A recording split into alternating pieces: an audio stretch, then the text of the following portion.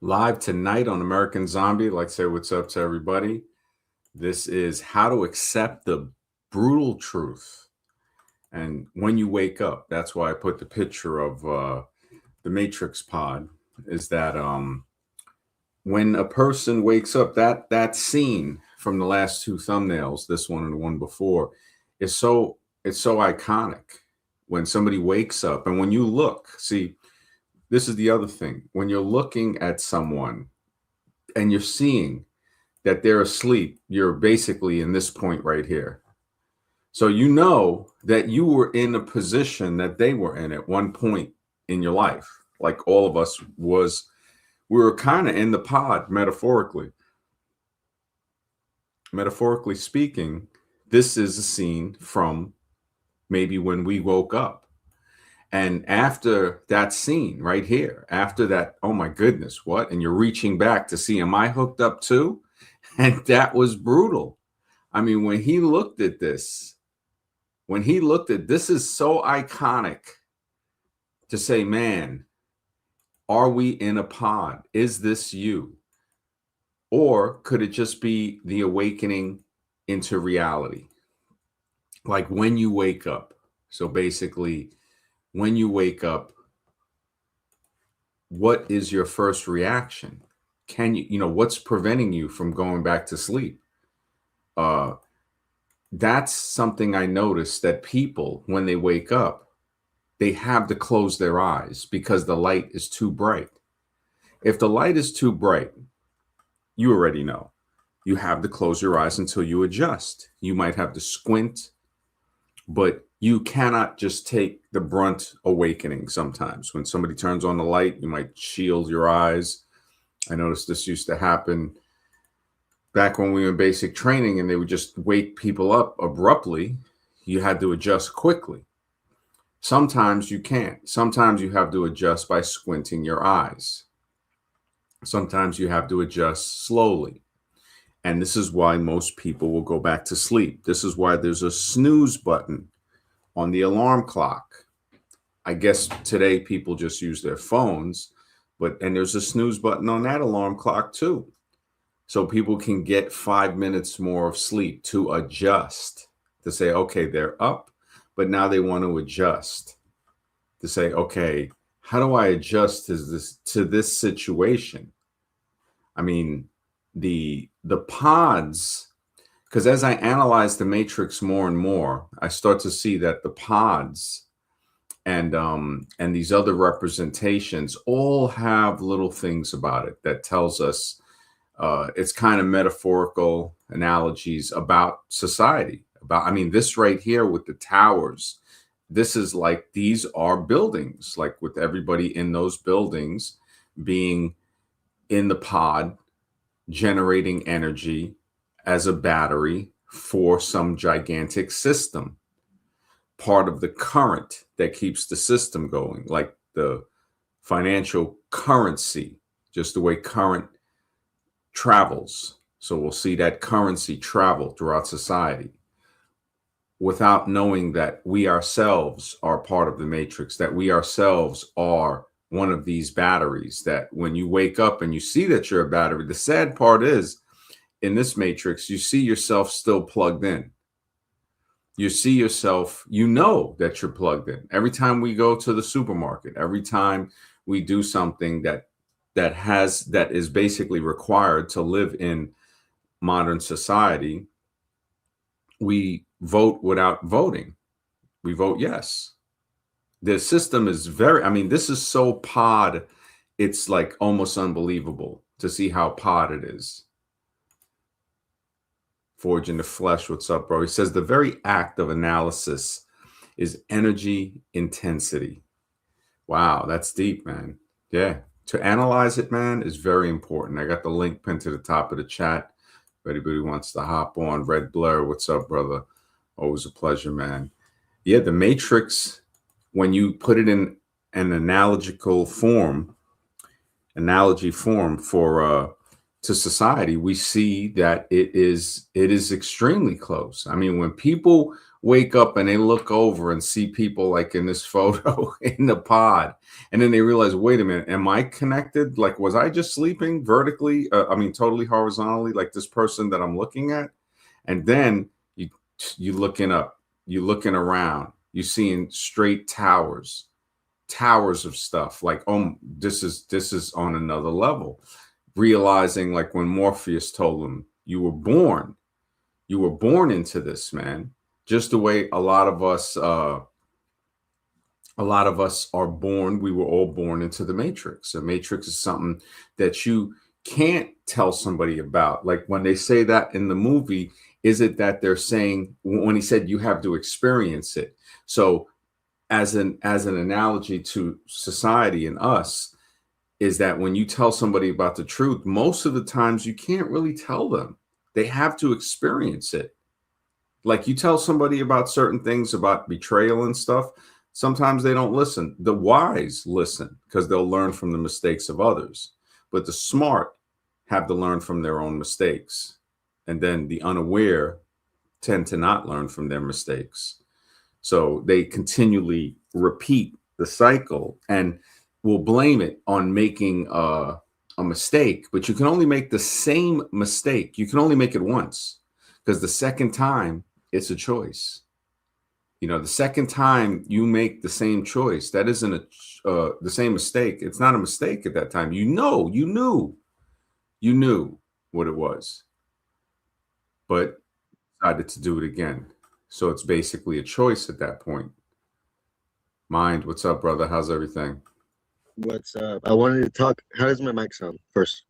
Sounds okay. Yeah.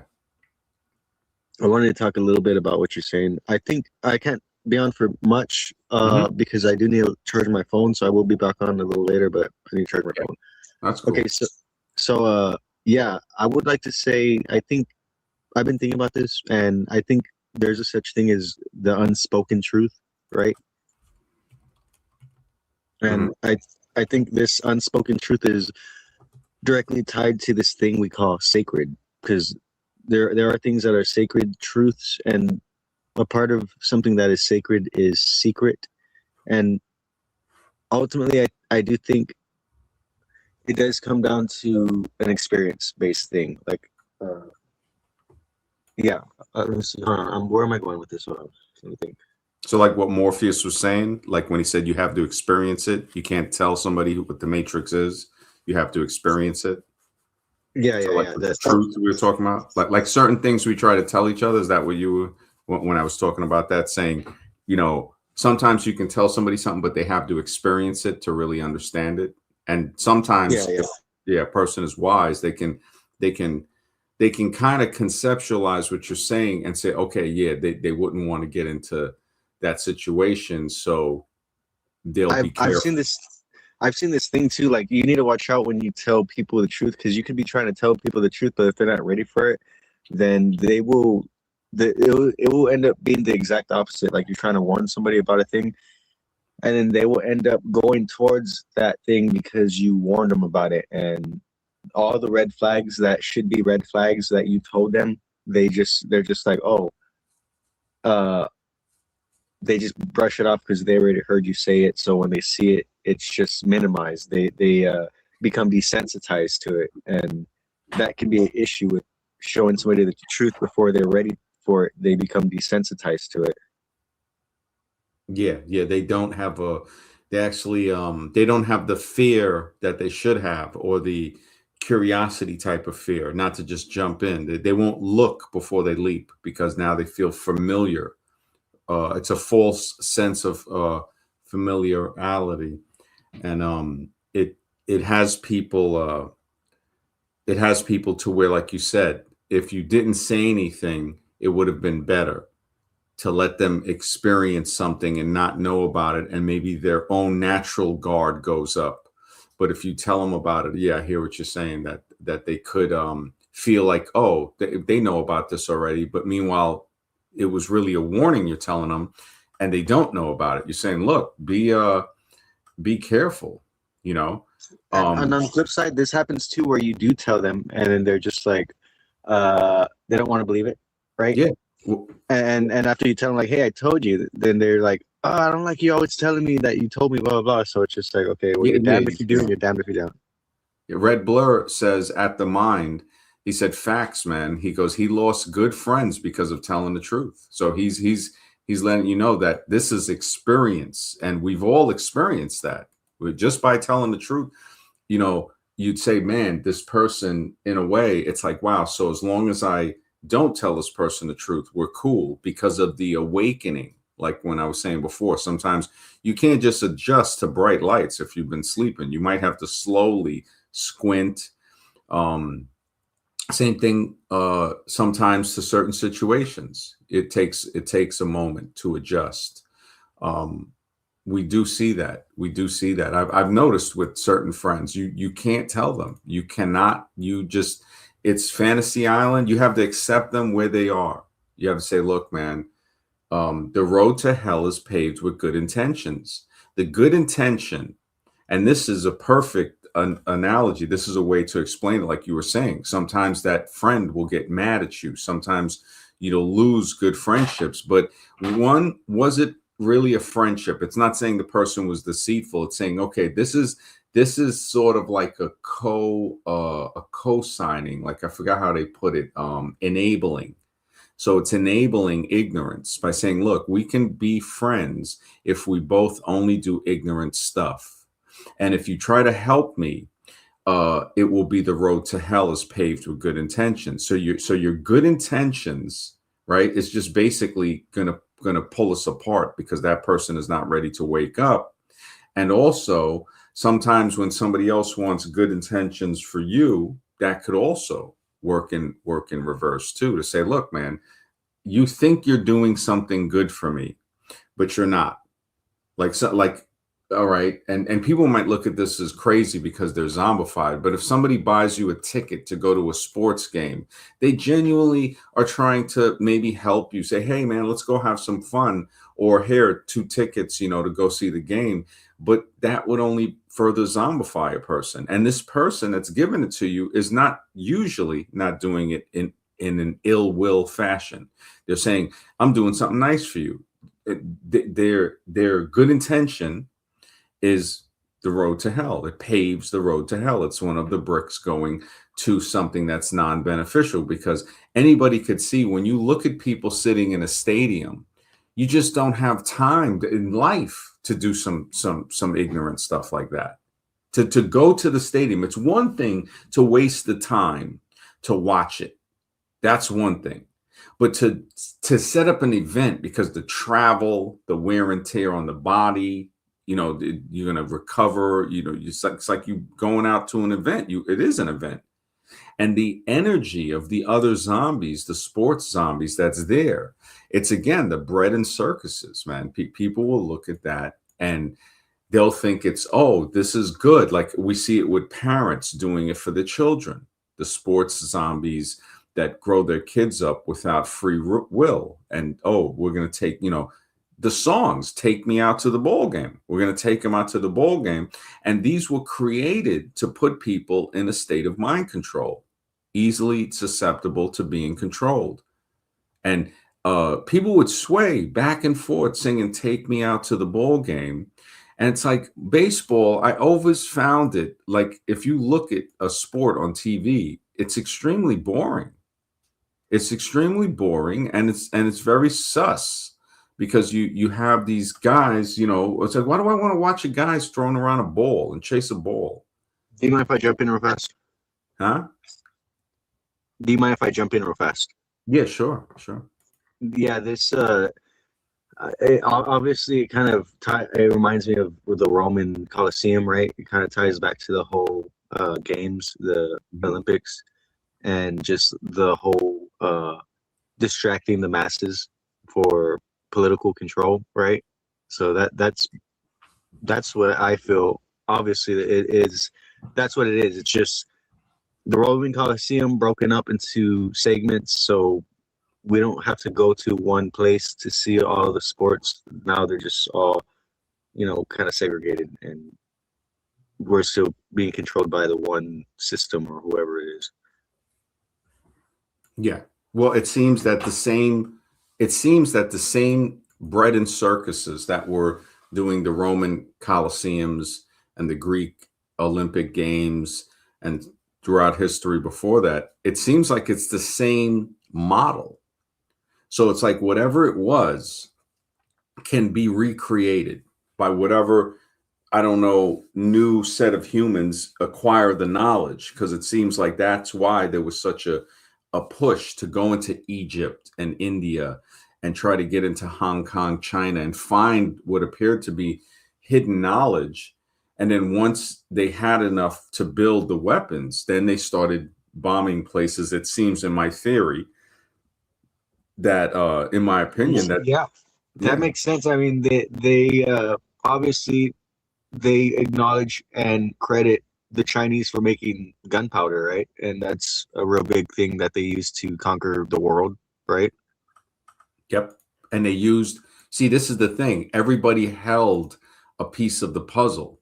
So like they somehow they knew that, okay, we got to, we have maps. So that was another thing too, seeing that they had maps of ancient world sites and land masses. And you're seeing they're traveling around the world. Like if something is guiding them, see, the notion to think that nothing is guiding them, that's that same notion that they use to try to get people to believe in the religion of evolution by saying, no, no, no, it just happened, give it enough time and, it'll just happen by chance. And it's like nobody, because I always used to think they used to make it as when I was a kid that Columbus sailed across the sea. They were, they didn't know if they were going to die or make it around the world to hit India. And I mean, such a ridiculous story. It sounds like the whole evolution story. I mean, it's like, you got to be kidding me. So these guys went out there and you're thinking like, oh my goodness, this is some daring stuff. And then you find out later that, wait a minute, you start to think as you get out of elementary school, how does you discover somewhere where people are already there? So right there, it installs a subconscious thing. And this is why we got to be so careful about protecting our subconscious, because whether we like it or not, that was implanted in there.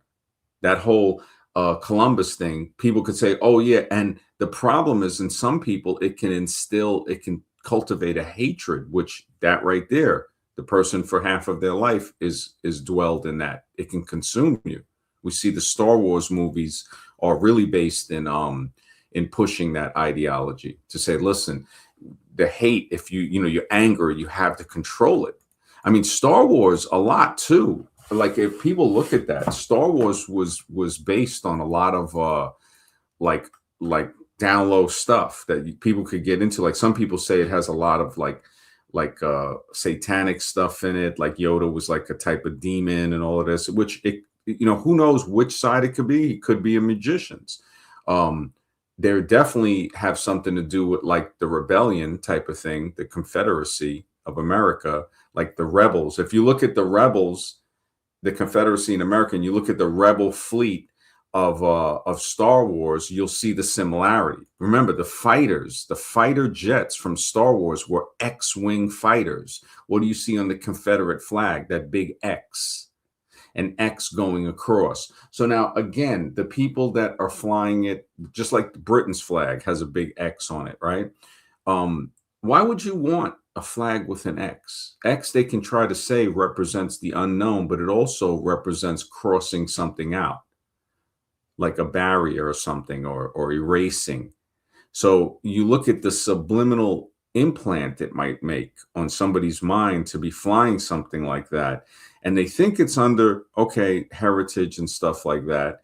But it's really a form of mind control. And with Star Wars, the X-wing fighters, because I thought about that. I said, yeah, I said, it was always, the rebellion fighting the empire and all of this stuff. And it's like, why are people going so crazy over this stuff? You're just talking straight Star Wars crackheads till today to see the influence of that movie.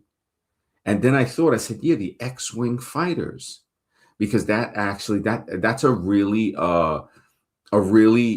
good way to hide it subliminally in the thing, to say, look, rebels, the X represents that. And then you look at the Confederate flag, it represents that.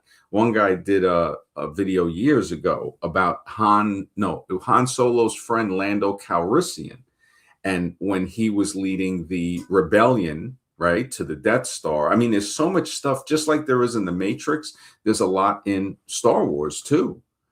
Yeah, and the Jolly Rancher. Yeah, the Jolly Roger, that skull on the ships. I mean, it could, does it? You see, and that's the thing. I wonder, like, could it have another reason? Could the Jolly Roger skull with bones, could it represent Skull and Bones? You know, for that group, could it go back way before that instead of could be, like you said, bringing death under the name of Skull and Bones, because that's really what it is. When you look at the Jolly Rancher flag responsive curve, it is a skull with the two crossbones underneath it. And you wonder, why would somebody fly that? But then when we look at a lot of Native American stuff throughout all of this continent, which America is one continent going all the way down to the tip of Argentina, but you can put it into three sections: North, Central, and South. Just the way Asia is running east to west, you can put it into different sections: Western Asia, which is called Europe, which is part of the same continent that is Middle Asia, which is the Middle East, and then the Far East, which is China, past the Himalayan mountains. An enormous continent. And if you add it into Africa with the Suez Canal, now you got Afrasia. You have it's just the largest continent in the world. Even Asia alone by itself, I think. But when you add in to say, okay, just the way like Panama is connected to Colombia, is not, the canal is not a natural separation. And even though they dug and made a canal, it's still not fully separated. You have to flood the areas with locks and levers to raise the water levels to bring the ships through, which is a great accomplishment to be able to even do that. But it is not totally separate. I think the Suez Canal between Africa and Asia is more dug out, more straight. Maybe because it was in sand, it might have been easier. But this is why it's so important to know geography. You think about it, to know where we are is so important. But just like Star Wars have those references, but it also had references of freedom, you know, because the whole rebel thing had a freedom ring to it, to say, okay, we don't want the Empire telling us, trying to, you know, just come and you know, like just bum rush people again, like the tax, and then the stormtroopers. And then you look at some of the other stuff. There's a guy that has a channel. It's really deep. Haven't watched it in a long time. He's on the other side. He's saying the Empire was right. And I'm like, wow, that's a really deep side. I don't know if he still does videos, but then, Yeah, you know, I actually saw that take. It was pretty good. They were saying basically they were the non-aggressors the whole time, the Empire. Like they were employing people. They were doing some other stuff I forgot, but I was like, okay, yeah, that makes sense when you put it in that perspective. yeah, you start to see it from the other side. Like, oh, was it the opposite? They did that with a few movies. Like they were saying, okay, so the Empire was right. Um, and I forgot what other movies they were doing it to, but there was another one that was really that was really deep with the theory. Oh, the Karate Kid. That's what it was. The Karate Kid. Somebody has a really good video out there that shows that it was the Karate Kid that was the aggressor. And it shows the scenes from the beginning of how the guy was having an argument with his girlfriend. And that's when the Karate Kid ran over there. And he was the one that was the first aggressor to the guy, the blonde guy. Damn. And And he then you goes, rewatch it. right? And I was like, this is deep. And when he went through the whole movie and he said, yeah, he goes, now magically at the end, Miyagi does some mystical power stuff, you know, to now all of a sudden give the bully the powers. And I'm like, wow, that is really deep. Because if you look at Machio's, his whole, like, his whole attitude, he's very arrogant. He's very spoiled. He's very aggressive. Like he deserves something. And Yeah, typical Western Englishman. They're yeah, not even in China, right? They're in America. I was thinking of the Jackie Chan version. yeah, and you know, again, the reason they make the Jackie Chan is when they see that something brainwashes, they brainwash again with it. And this is why I like the people that review movies, but they're honest. Like, I would like to see if it has the same similarities on the new Karate Kid movie with Jackie Chan as the old one had, or maybe they changed it a little. But like the Matrix, when we look at the Matrix, honestly, 2 and 3, I heard 4. Just, I mean, I'm not trying to watch, anything past 1 really, but I did see clips from 2 and 3 because it started to get soap opera-ish real quick, real quick. I mean, all you need to wake up is to understand the first Matrix, the most iconic scene right here, waking up from it and then looking and being like, holy smokes, realizing like, wait a minute, did I just come from a line of these pods here that was in a tower that I'm looking over and seeing, man, this is some deep sleep. And it makes you kind of want to go back into it in a way. Like, it's just like when we're waking up from sleeping, from regenerating our physical powers from sleep. See, that's another thing. If we address things realistically and scientifically, they're fun. They sound almost like science fiction movie. Somebody might say, "Oh, you're just going to sleep." It's like, yeah. What do you do when you sleep? I regenerate my physical powers. Now you start to realize that you have powers because you're acting in accordance with reality. It's like when somebody is a man and his family or other people won't address him as that. So it's hard for him. He feels like he's always carrying that weight of, look, why don't you just uh acknowledge that I am a man, and of course families will always look, younger siblings will look at them as, oh, that's my little brother or something like that. But they have to understand, this is where I say in the zombie spectrum, the family are, I mean, they can zombify people and keep people stuck if you don't break out of it. And they'll also keep like shame and, oh, you're being hateful or you're being mean. It's like, no, I need to grow. And as I'm growing, you might feel like you're being pushed away, but that feeling of being pushed away, it's only coming because you're crowding me. It's I coming want to because, jump in. You mind if I jump in real fast? yeah. Mhm. Okay, so you said sleep, right? Sleep. You said sleep activates your powers or something. We're regenerating our physical powers. If you Yeah. look at, if Okay. somebody says, if they didn't know, what do you mean sleep? Like they never understood the word. And Yeah. the Okay. honest way, right? Isn't that an honest way to explain it? Well, that's what I was gonna say. Yeah, like sleep. I think yeah, sleep is not a bad thing. Ultimately, I think it might be a natural thing to sleep, right? Because No, I no. think What I'm there. saying is the definition. If I were to say sleep is regenerating my physical powers, is that I don't accurate? know. I mean, for me, I would say no. I mean, I get it. It's sleep. That's like a symptom of sleep, right? You like regenerate your body, and you like Well, a symptom or an effect, right? Wouldn't it be more of an effect? Like the effect, like what does yeah, sleep do? yeah. Like say an alien was asking you and said, "Hey, can you guys define, like, why do you guys sleep?" And it's like, well, we have to regenerate our physical power. And then it might say, well, how do you know you're doing that?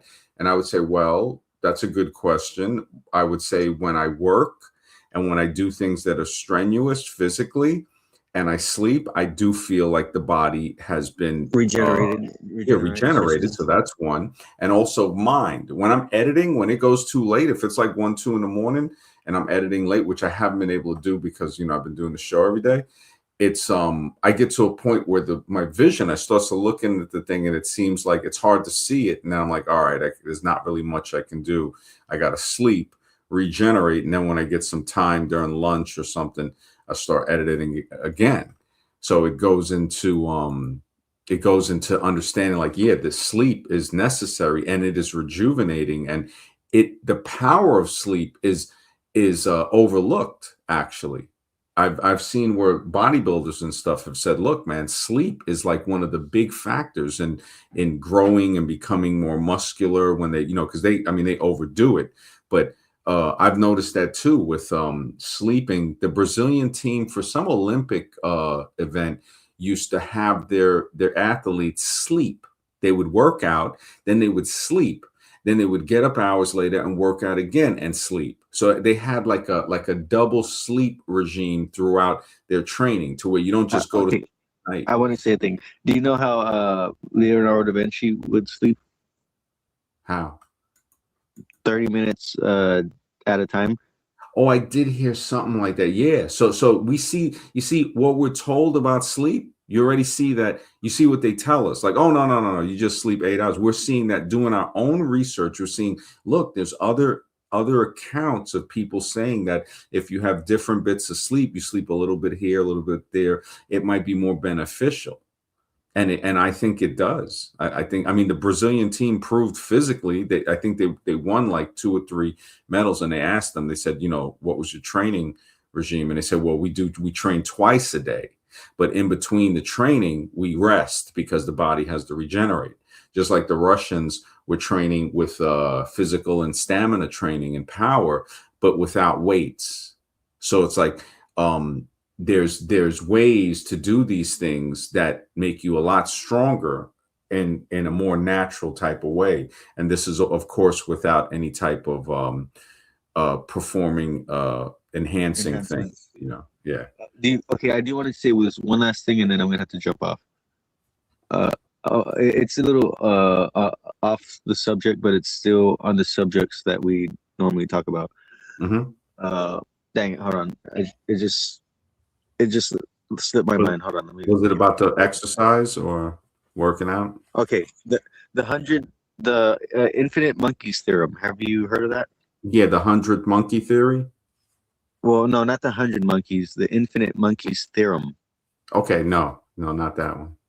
Well, I'm pretty sure you have heard of it, but in different, being told a different way. So basically, I'm pretty sure you heard the saying, if you put 100 monkeys in a room and give it enough time, eventually they will write Hamlet or Shakespeare.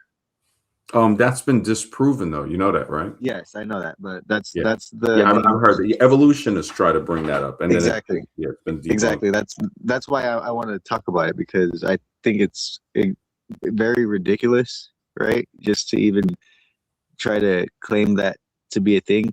And that's a thing that mathematicians always try to do when they throw in infinity. They're like, yeah, anything's possible with infinite, when you throw in infinity into the equation. And it's just like, well, yeah, that same thing can be said about God, right? That thing that's supposed to be infinite, like that can do anything. Like, I don't know how they want to, how they don't understand, like, trying to say just give it an infinite amount of time isn't just saying God did it. Right? That's basically the same thing.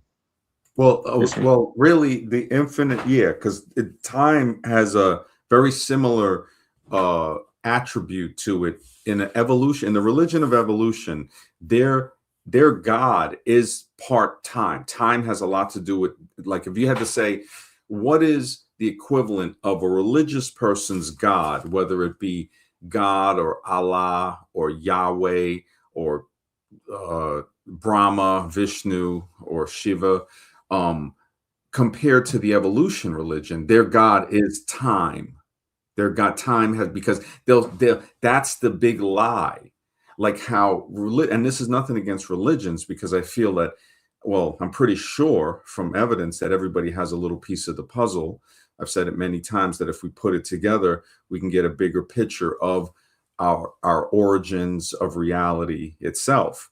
The evolutionists, their pope is Darwin. The priests are all the cardinals, and the bishops are all the high-ranking professors at universities. Those are their churches, disguised as universities. And the cathedral is the Museum of Natural History. And the Messiah, Okay. like in a religion, the Messiah that's always supposed to come, that's the missing link. It's very similar, very, very similar. It's like, and it's based on a belief. It's based on belief that creates a type of behavior that sparks a belonging. Oh, I just noticed Mr. X. What's up, man? Sorry, I was on the other page, man. It's all good. It's all good. Okay. I just want to say I gotta go. That's my phone's gonna die, but I'm gonna charge it up, and I'll talk to you in a little bit. Okay, bro. All right. Good Yeah. to hear from the mind, giving some perspective. I liked it. Yeah. It's deep. Divine Hazel, how you doing? Always a pleasure to see you. And Gaia, what's up? Yeah, definitely, brother. Yeah.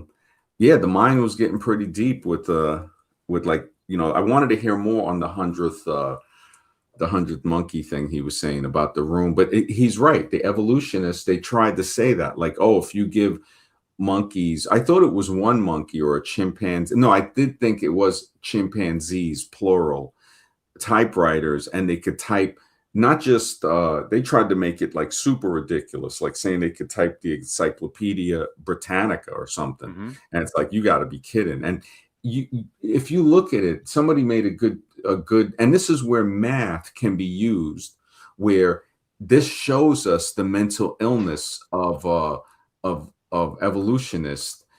um Yes. oh, let me check, hold on a second, Red Blur. Yeah, to see,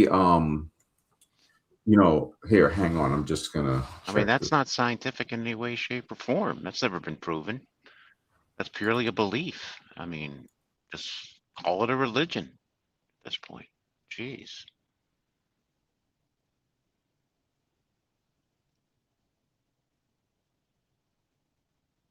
Evolution is definitely is a religion. It's a belief. It is a belief, no matter which way you slice it.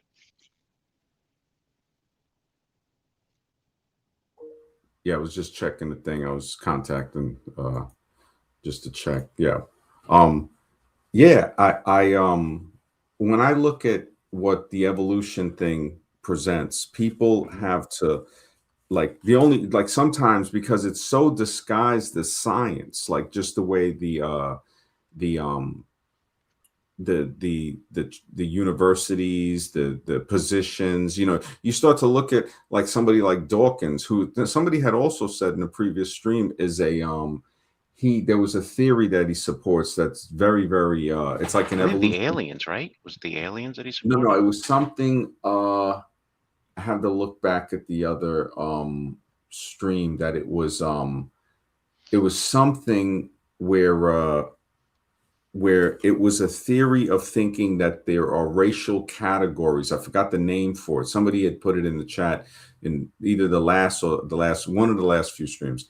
And it says, like, I looked it up. Man, I can't remember the name, but it was definitely classification of people by race that was much stricter, and also had to do with the pseudo category of differences, of course, that they try to say, um, is, has to deal with intelligence and stuff. And again, it puts us into that category of one type of intelligence, because when we look at humans, if we were really to look at it in a scientific way, it's like we have different intelligences in different areas that are very important. Every one of them Hmm. have, of an extreme importance. I mean, just Of like course. the basic the basic thing, it's, yeah. uh Red Blur, brother, thank you for the $8 donation, man. He said, let's go spread the BP knowledge to the people who needs to listen, and the funny trolls are all welcome. Yeah, brother, definitely, definitely, man. I appreciate that, man. Yeah, the trolls all welcome, man. And Of it's like, course. yeah, thank you, bro, for the support, man. Yeah, this is like one of the few places where, when we were speaking the last time, Hmm. that presenting the evidence for human origins, but Sure. without a religious side, which includes evolution, and to show that evolution, because somebody would say, well, what about evolution? That's scientific. And it's like, no, no, no, that is anything but scientific. That's actually much more dangerous than a regular religion, because the regular religion is coming at you with at least that honesty, not the Yes. honesty of saying they don't know, how it was created. Hmm. That's where it borderlines. If a person can say they don't know how it's created, but I believe, it's my belief due to my Yes. religion, it's this way, okay. But if they say I don't know, and then they say but or if they just like they say God did it, and because the Bible or Hmm. the Quran, then the level, like, okay, this person crossed the line here, and they might not know it, they might know it, but I got to know that, okay, that's a zombie level that you just can't deal with. And we see it more with the evolutionists who don't Yes. know they're religious. Yeah, I mean, they are Well, how they're can you say brutal. it's not God and not say what it is? You have to know what it is for certain with Well, to with the discredit physical, God. well, I think I don't know if you've noticed this, but a Hmm. large amount of evolution people have been traumatized by the religion they were previously born Oh, into. 100% agree, and they've admitted that too on the other shows. I've heard them come out with it that that they have been traumatized. So you're 100% Yeah. correct on that. So, like, I think also that might be part of the basis to begin to talk with them about that, to say, Hmm. listen, it's you're not gonna it's hard to go forward in the conversation when you can't acknowledge that. It's basically to say, like, hey, you've been through a lot, and that is really messed up. It's really Right. messed up because not only that you've been abused by the church or the synagogue or the mosque or the temple. I mean, the Hindus, I mean, it's crazy over there, from what I Sure. hear about, every religious thing, there Hmm. is a theme problem with SA, with something to do with a scandal, sexual. Anybody can look Right. it up. They can just type in religious scandals, and it does come up. It's just like it really makes you wonder. Is there? I don't think there's any other form of employment that has like a 5%. I think it's a 5% rate in PDF files Hmm. that they have in religious institutions. Yeah, it's What bad. other job has, maybe politics? Politics might have a higher percentage, because I mean, we saw with the whole Epstein thing.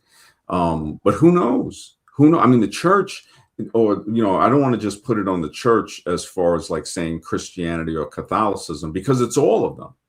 I mean, Yeah. it's widespread.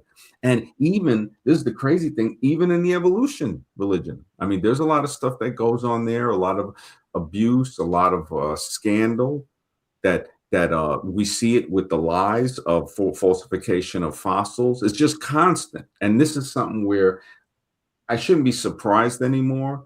But the fact that people don't acknowledge it, it's like, yo, do you remember when they lied about Piltdown Man, right? Yeah, It's like, of remember course. when they lied about Java Man, right? It's like they Hmm. just seem to forget it.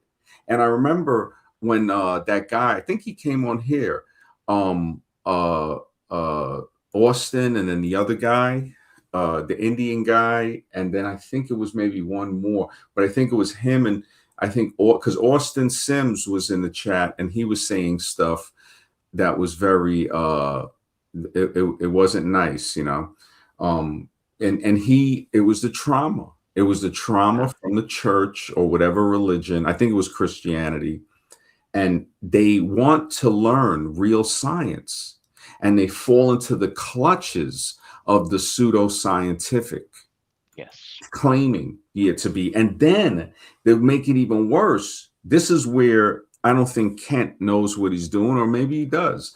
But guys that are religious like him, and I mean, Ken Ham is just that's a creepy dude. I mean, yeah, he tries to regurgitate the points, but the fact that they always try to push the person toward, oh, and this version of the Bible tells you exactly how everything is, and now that's really messed up. It's like that makes the person like Austin, who's traumatized, run more into the evolution camp, Hmm. even though it's not scientific, because he's saying, oh my goodness, now even though Kent or Ken Ham or one of these other guys, I think another guy from Australia, or Snelling, Andrew Snelling, and they try to discredit these guys. And some of the science they bring forth, they can't. You can't discredit the science. Like Michael Behe, I don't think Michael Behe is religious, but I wouldn't be surprised if he is. Um, But a his lot of science isn't religious. He didn't promote it to promote religion. I mean, he is, I think, a believer in creation, but he may be religious, but I don't think that was his motivation for his yeah. scientific Well, work. see, that's the thing. Any belief in creation is not really religious because religion is the organized. It's the belief. It's Sure. based on the belonging, the behavior. So it's very rare to find just the. I'm looking for other people that are just pure science researchers to Mhm. say, hey, I'll help out with researching it. D says, MD, the most black pilling moment, knowing the matrix is real, but wanting to stay in it to not face the brutal. Yeah, man. It's so, that's like not wanting to get out of bed.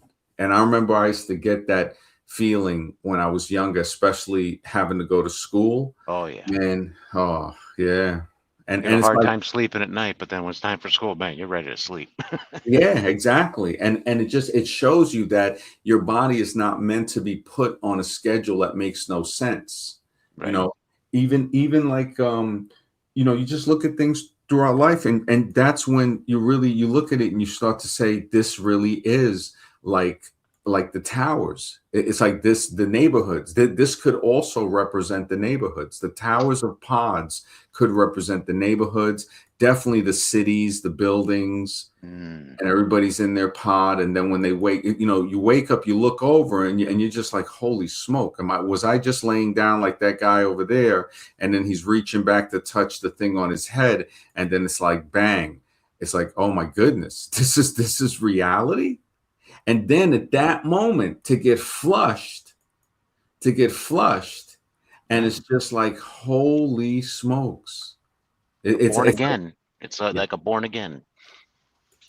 yeah, well, it could be, or really more like a rescue. I mean, I know what they mean with the born again, because you already know the Hmm. words, man, the words Sure. that it reminds me, just for some reason, like the Madonna song, Like a Virgin, Hmm. because you remember it was like people who weren't virgins would just, like, oh yeah, okay. And it's not anything to say bad about anyone. It's to say that look at the power of the song. I mean, it's a hot Mm. song. I mean, that Yeah. that song is on fire, and she's like, I remember all the chicks were singing that back in the day, like knowing they wasn't virgins, but Yeah. it was sort of like, it was like, oh, that power of the song. So that power of thinking something is something when it's not, and actually making it fun. Now that is when you start to tap into some serious control, because now the person is like, what do you mean? They will defend that to the end. It's like fixing a fight, right? You have one guy going to fight another guy, and you tell the champ, like, look, you're going to take a loss, but you got to make it look real.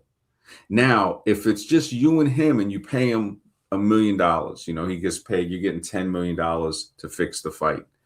And the guy who's been training that beats him, right? That Hmm.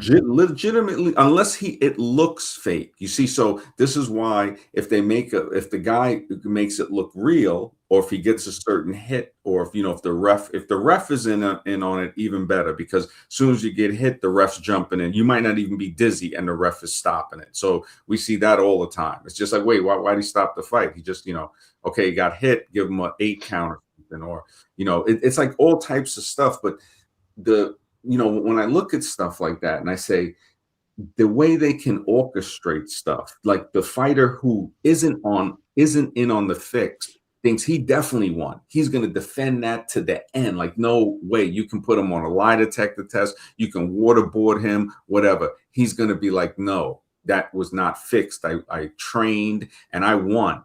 Now the champ who threw the fight knows it's fixed, and the guy who paid the money do.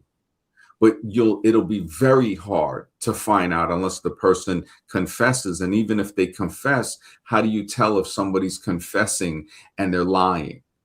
So if Mm. somebody confessed, and because you have these false confessions. So this type of thinking, which is basic thinking, it seems to be like receding in society. And it's hard to find people that can even talk about these type of methods to say, okay, we know something. Now, how do we check to see if that's something that we know or think we know is true? It's like we know we can always test the theory. Well, not the theory, but the fact that you can't breathe underwater. It's like, really? You think that changed? Go ahead, try it. Put your head in the bucket, to see if you can breathe underwater. And you know that you can test it at any time. So understanding, not saying that you can test everything, but you can test a lot of stuff. You just thinking, when people tell you to give you advice and stuff, you testing that and you're saying, yeah, okay. But then when you think about it, you say, yeah, you're not going to take that advice because you might see something that a person giving the advice didn't see or doesn't acknowledge. Sort of like the people that try to push evolution or an organized religion on someone. They don't see something that the free-minded person does. It's like, bro, I don't want to, it's like, don't you see, what's up with all of the scandals and stuff? And, it's like, addressing that, but you want me to join this. Yeah. That's crazy. And then it's a belief system that doesn't coincide with reality. And that's my beef. I got to still live it. I can join your evolution religion, fine, but I still got to face reality every day of my life. And your evolution isn't going to help me in that. You know what I mean? It's going to contradict because it's not in line with reality. And that's where my beef comes in, is what is the truth? What is the world that I have to face every day? Yeah. That's my problem. Yeah. That it's not about joining a religion. I'm not trying to convert anybody or anything like that. No. It's about the reality of the world that you have to face every day. And you'll experience dreams and it's like, what am I experiencing here? Especially as we age, who knows what's going to happen with, the closer we get to the end, who knows how different our lives are going to be. We're about the same age, so we're in the same group category.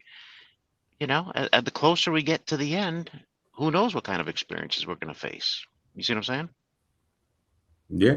I mean, that's why I think about it. It's like sometimes when you think about it that way, you say, a quick end is the best. Oh, It's I like a agree. quick, I mean, yeah, I see the stuff and it's just like, whoa, man, this is, and that thought to me is becoming more, I'm seeing the importance of it. I'm seeing just how important it is to contemplate death. Yes. And Death can I is just say I was in the hospital recently and that was going through my mind the whole time. I said, when I die, I want to go quick because this sucks. This sucks. The wow. suffering sucks. It Oh really man, does. it really, Yeah. part of it makes me think like, okay, it's telling, its existence really telling me something. I think Yeah. it might be saying like, okay, uh see, you see like, wow, nobody really cares that we're gonna go. We don't know when, but Hmm. only until that time comes, and you already know it gets to where it's just like, wow, this is a conversation that's very important because people, one, okay, some people just want to be out of pain, stuff like that, like the Kevorkian type thing, Yeah. right? But the other thing is where, like, because I don't know if it's because somebody's in the state of mind where they don't care at that time, or maybe they're atheist or something. But when you really think about it, it's like, where's the journey going? Is it really going to be as easy as just going to sleep? But when we go to sleep, what are dreams? Are dreams really just, because again, it's like, okay, the same evolution zombies trying to explain to me why dreams are not metaphysical, that they're Hmm. just some type of chemical signals. But we see that dreams can also be prophetic in many ways and stuff like Yep. that. Like I could say, yeah, you could be listening to a song or watching a show and have nightmares about that, without a doubt. And it could be impressions from what the mind may have been imprinted upon before sleep. But also there's dreams that be straight out of, some type of fantasy island type of thing. Be like, holy Yes. smokes. And then if you add in the other mind altering substances that do it, Black Circle, my brother, good to see you, man. But Yeah, your dreams are part of your reality. yeah. Are we going to explain that off to an evolutionary case? It's just electrical signals going on and off like a binary code. That's what our dreams is. It's our synapses promoting electrical signals. Or is it something metaphysical? And that's when you have to look at the evidence and look Hmm. and go where it leads to and don't have any. So the problem with the evolutionists, like I said, I prevented them hard science. And they've rejected that science because it didn't fit the narrative of evolution. It contradicted it. So They're a lost cause as far as I'm concerned, because you're claiming to be scientific and you're not even scientific, but you're never going to lead to the truth about what it is, because you have your bias, and that's, I mean, I accept it. I don't get angry at these guys. I just already know it from the get-go. Whenever I go on that show, that other show, I don't go there to convert anybody. I Hmm. usually make a statement, just like, I like to hear your answer. You know what I mean? Yeah. And of course, it's just crap. It's garbage. But I don't even bother debating them anymore because they're not serious about truth. So why would I want to debate them? You know what I mean? If they're not serious, Yeah. yeah, there's no point. That's not why I go on there. And it's like that's why I said, if you were to go on there, just promote your stuff. Do a bloodbath debate one on one and promote your book when you finish it. I would do it when you finish your book. You know what I mean? Hmm. And just keep Hmm. promoting your stuff. And that's what you should look at it for. You're not there to convince anybody of anything because they're not even honest people. They, like I Yeah. Yeah. say, They're they're very very, dishonest. yeah, very, Disingenuous is a better word. yeah. Are there other ones like that? I Um, haven't found any. If I do find anyone that I think is a yeah. good platform, I'll definitely let you know. I Yeah. just haven't found any as of I yet. mean, there was a lady, I forgot her name, and I went on the show Hmm. last year, I think it was. She's a Christian, and she was kind of regurgitating a lot of the scientific points that I noticed. Like they have like a template now Hmm. that they all, and especially a few prominent Christians like Stephen Meyer. I think he's a PhD. He wrote, I think, Signature in the Cell, and I don't know if he was the one that wrote, no, B, he wrote Darwin's Black Box, right? Hmm. I think. Yeah, I believe so. Yeah, I think Meyer definitely wrote Signature in the Cell, but I think he wrote Darwin's Doubt too. So he Hmm. wrote Darwin's Doubt, but they're extremely religious and seem like cool people. But I uh can answer that though. I can, how, if yeah. they're cool people. I mean, this is what's called discernment, and I know you're not religious or anything like that, but if you want to know how cool they really are, and you're talking to these religious people, let's see. Ask yourself: are they glorifying themselves, or are they glorifying what they call God? What are they glorifying? If they're glorifying themselves, they're probably hypocrites. That's the reality. Mhm. True people who follow the creator glorify the creator. They don't glorify themselves. So that's one easy way to tell who you're dealing with. That way, I mean, the only reason I'm saying this is that way you're Mhm. not caught by surprise. Like you see somebody, they seem like a good person and this and that, very religious. Then you find out he's a complete hypocrite. You know what I'm saying? Later down the road. It's just, that's how you find out. That's a one way of discernment. Because if they're glorifying themselves, they're usually hypocrites. Um, they're trying to cover up. They're trying to be act as if they're better than others. Yeah. That's a quick way to figure that out real fast. Yeah. Yeah, that definitely there is there's I mean the universities that I say they're churches basically disguised as universities, and the mental control of it's believing in something that's false. I forgot who said it, but it was something like ignorance is not as bad as believing in false knowledge. And that I could makes a agree lot with of that. sense because yeah, I you could agree think, with that. yeah. So that is how I notice they work a lot. That Hmm. they'll work on that. And if you don't realize that, then it becomes a tool that they can use against you. So understanding these psychological tools to say, oh, okay, it's like, all right, I see how that could be an opening. So I have to make sure that I strengthen that area. And a lot of it has to do with ego or like psychological things with ourselves. That's Hmm. like mental uh athleticism, like keeping yourself in shape to say, okay, I'm adhering to the truth. I want to know what the truth is, Yeah. and understanding how to hold somebody else to that too, because again, we already know, like with the black pill, red pill, blue Hmm. pill thing, that they will try to infiltrate, and the whole thing will be like, oh yeah, that means this, it means evolution. It's like, no, it doesn't mean evolution. Adaptation means adaptation. It does not mean evolution. Evolution by definition means to unfold, so it has a definition in Latin, but they change it into everything. Yeah, and this is where, like Hovind and these other guys, um, when I spoke with him, he definitely tried to convert. I mean, and I just look at his, hey, he's a nice guy, but he is Hmm. definitely on. I mean, I can understand some people saying he's maybe even asylum level or something. I mean, I guess I one thing, it's like, it's sort of like, I'm not trying to convert to any religion. No, of I'm course. yeah, to me, I'm very surprised at how rare it is to find somebody that does scientific research that is purely in it for scientific reasons, but understands just how unscientific evolution is, but also how planned and how based on, how it is based on racism, how you and I already, can see that clearly. Some people might try to downplay it, to say, well, things do evolve. And it's like, no, no, no. The whole notion of a caveman, that goes back to trying to get us to think that people were not as smart. Yes. Now, I'm not saying that people didn't live in caves or need to shelter in caves, but why would they need to shelter in caves? Could it be that they sheltered in caves because of a catastrophe? And a cave, like, I don't know if you've seen those things with the caves that are dug underground. I think it's Darren. Oh yeah, I've seen Yeah, that. Yeah, they yeah, discovered that recent, not too long ago. yeah. And then That was knocking also, down his wall.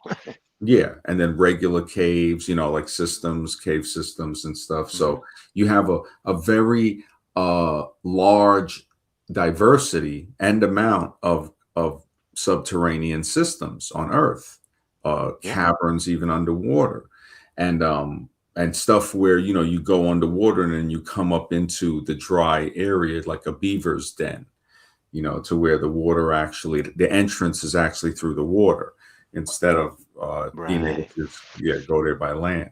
And he even lets other animals come into his den, but they got to work.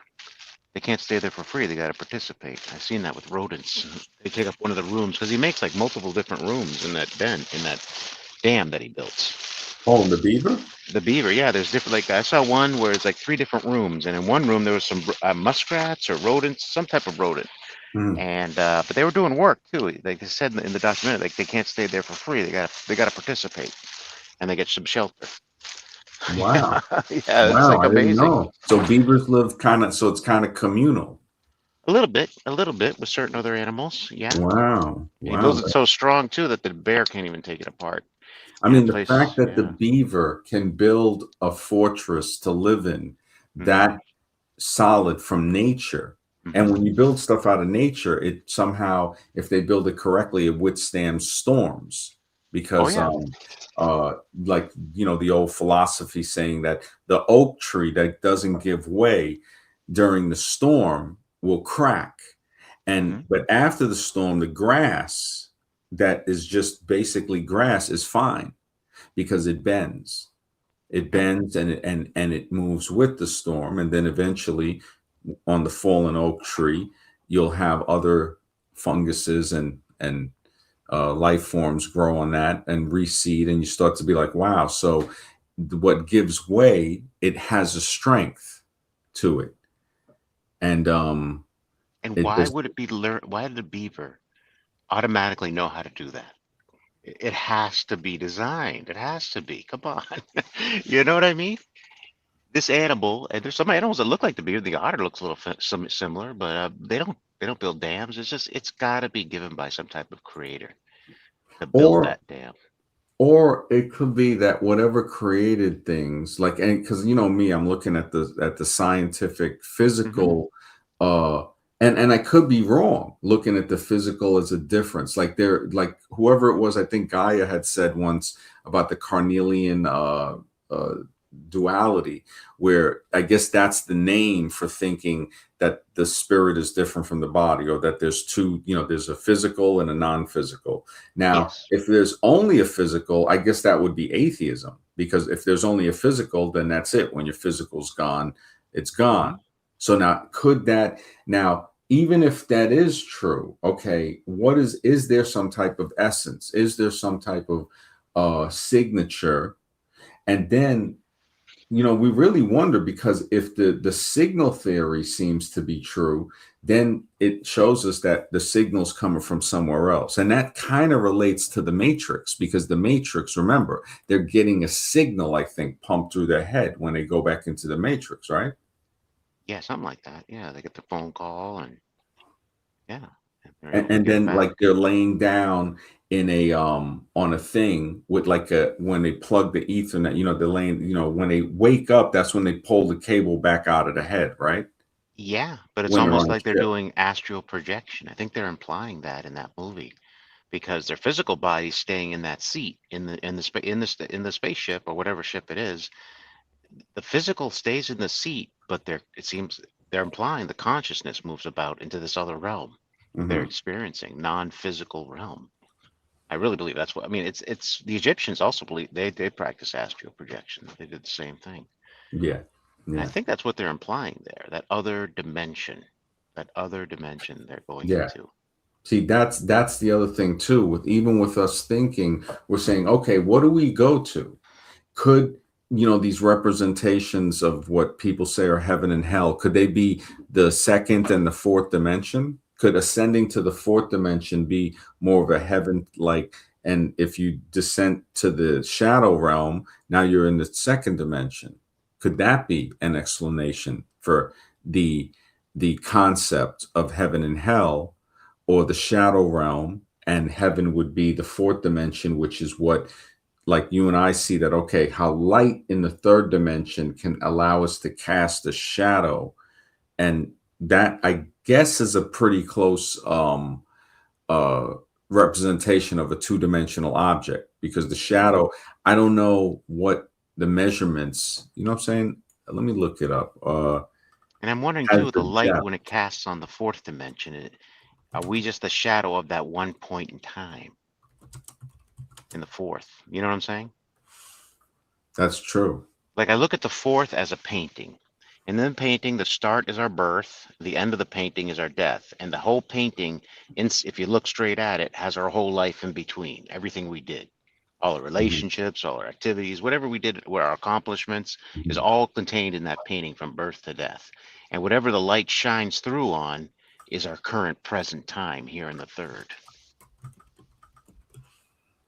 When I think about a shadow, um see, that might be, they're trying to say that it's infinitely thin in concept, no mass, but it has real spatial extent. So we're saying, okay, if we're in the Hmm. third, uh like the dimensional thing, with the dimensional thing, thinking, okay, do we go to the fourth, do we go to the second, or even with the time thing? Because I was thinking, what if when you pass, like people think, yeah, okay, when we look at how things work, yeah, it I could see somebody like trying to argue, like, well, they people pass, we see time passes, so eventually the people that aren't here, that's going to be where it's going to be, like with you, and I and other Sure. people, and say that, hey, you know what, everybody's going to go.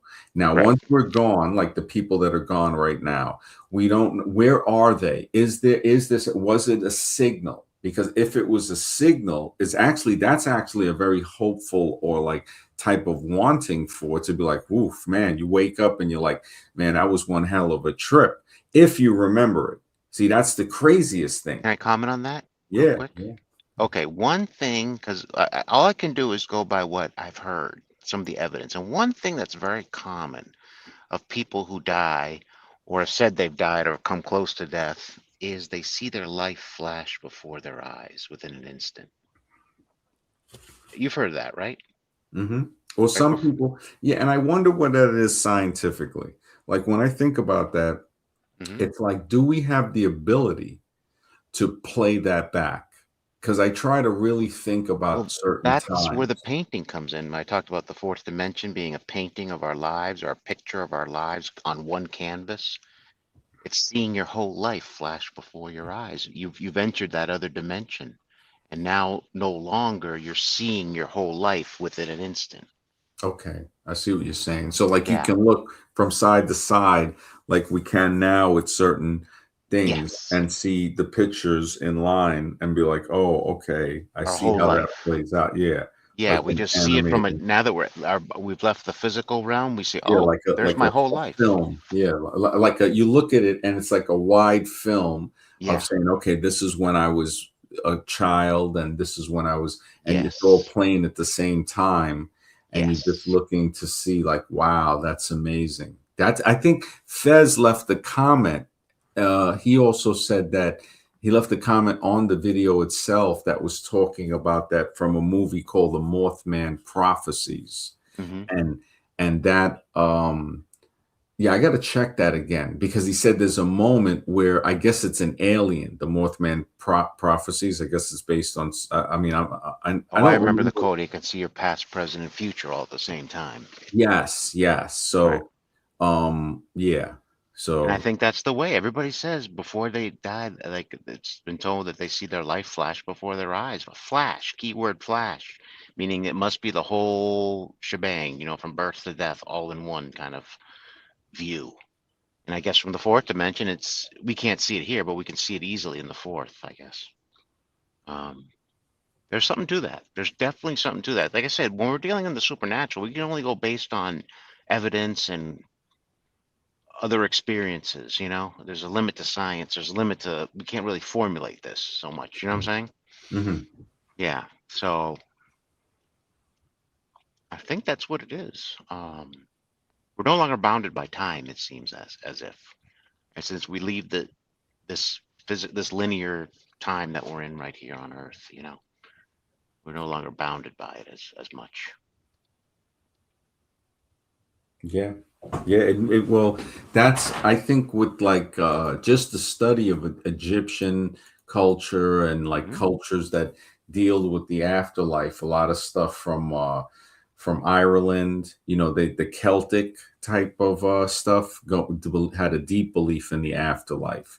The Hindus, the a lot of African cultures, all throughout the world, actually, all throughout the world. But as Yeah. far as going into it scientifically, I mean, it really makes you wonder because that's something that we really can't answer. The human origins, we can get close, we can get some answers. Hmm. We still can't get all, but at least we can get some. So we can see genetically and look at things and say, oh, clearly, yes, the timeline they were trying to tell us to believe is off. And then also this whole notion of these created creatures trying to always go back into showing something of the propaganda that we came from some type of an ape creature that magically turned into what we are now.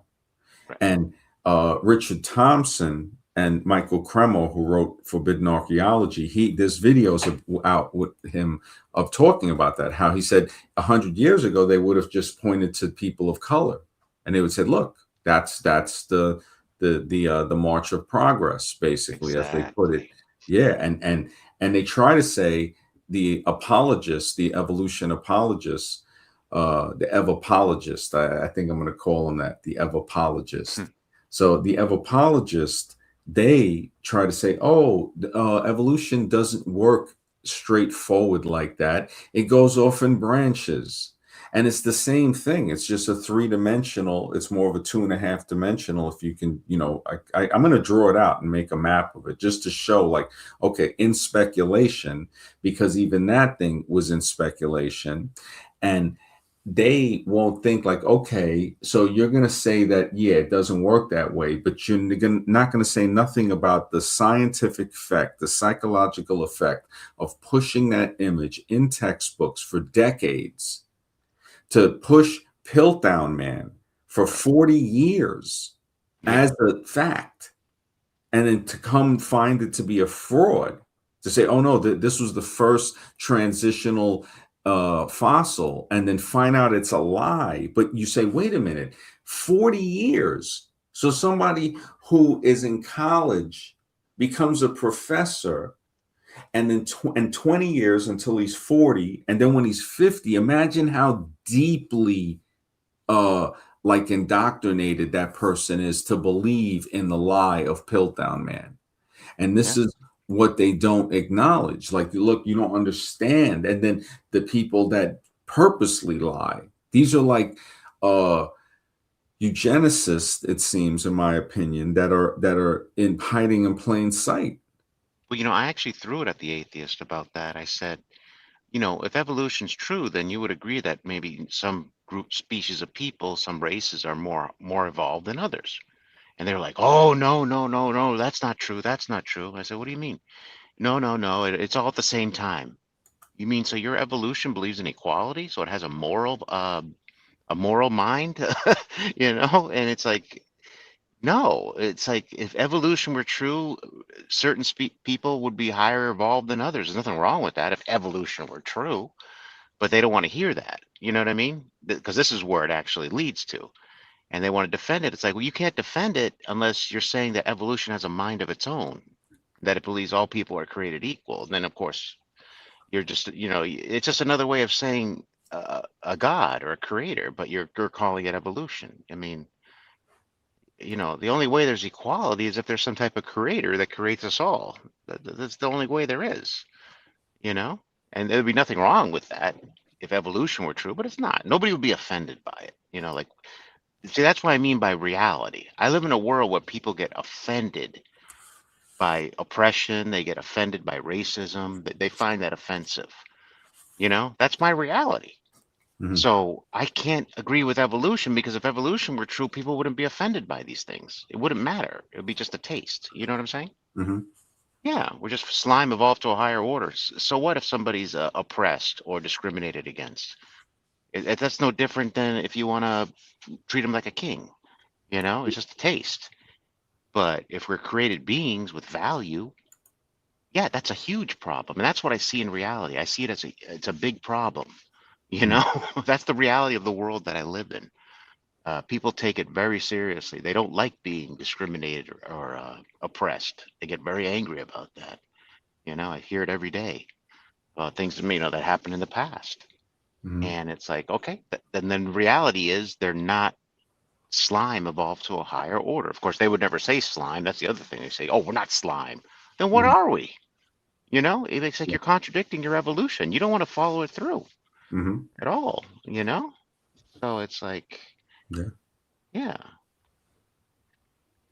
Yeah. they just so hypocritical, these evolution.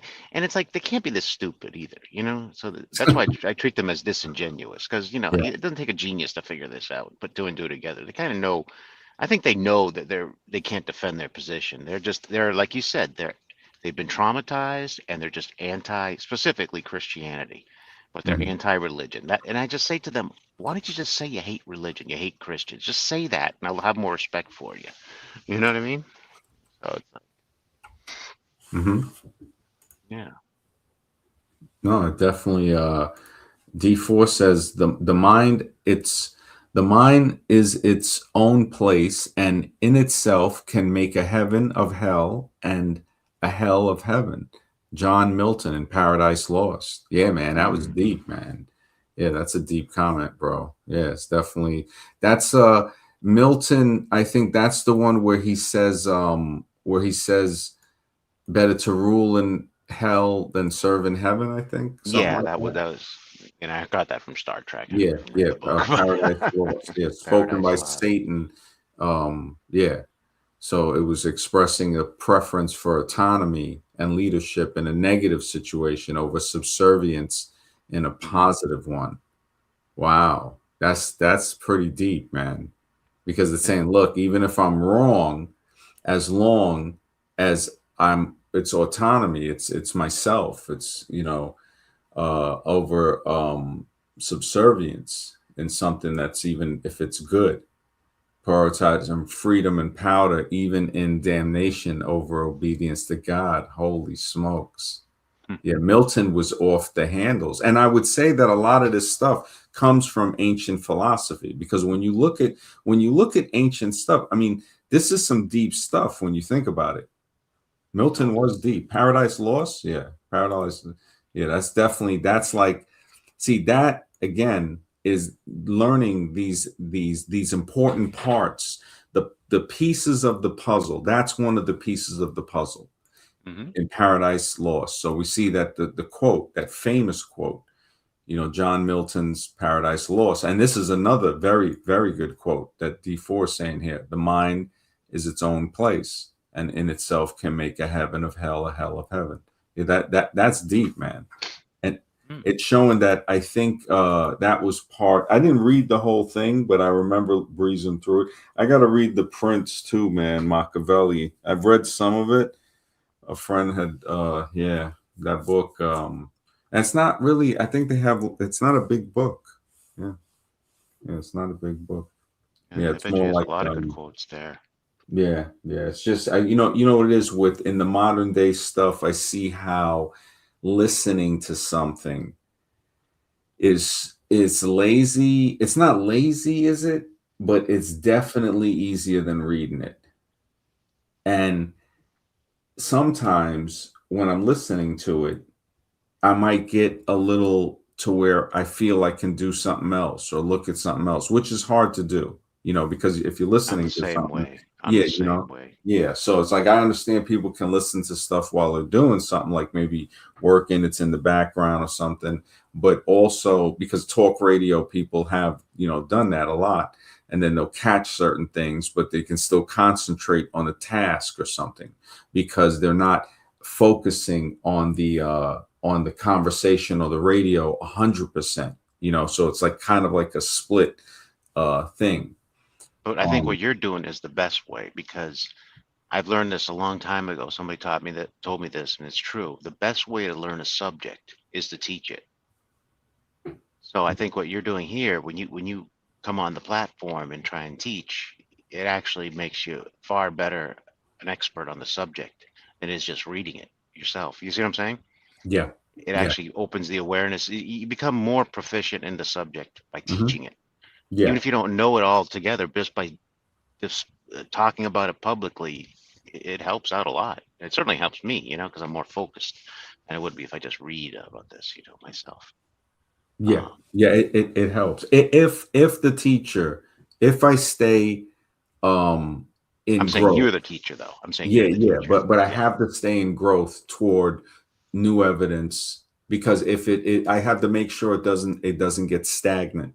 To say, okay, is Hmm. everything, if it stays similar, it's okay, but as long as everything stays like maintained, to say, okay, so we know we learn different things and it's confirming. I think what it is the more life is studied and existence is studied, it confirms that it couldn't be by chance. It just more and Right. more, and it also lets us know how psychological it is with other people because they're really traumatized when I think about it. It's like I guess to some, just accepting reality could be scary.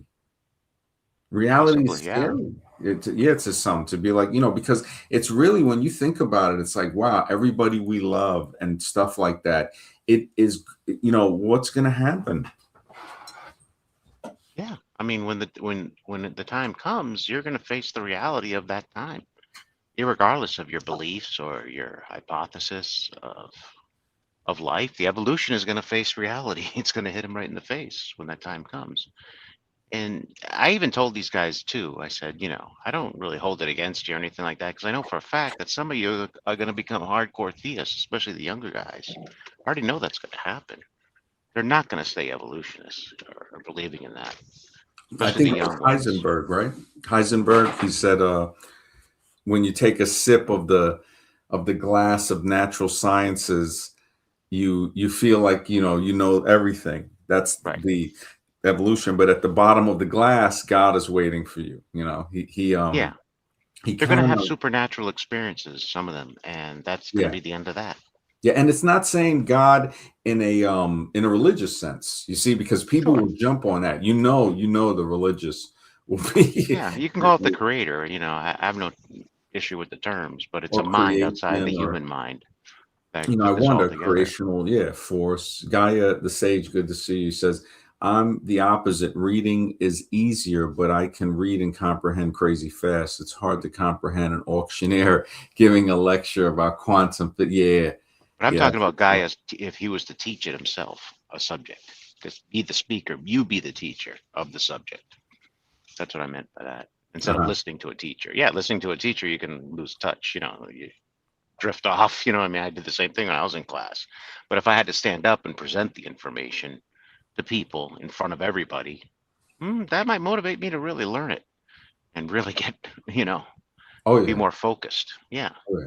Yeah. I mean, some of the lectures I've given on the archaeology, Hmm. it kind of showed me like going to museums, doing research, just seeing how things work out and saying, okay, if I go forward in this direction, um, this is actually I have to keep an open mind and to say, okay, it's like a mystery, like a uh, what was that? The Nancy Drew and the Hardy Boys, a mystery type thing, Oh, yeah.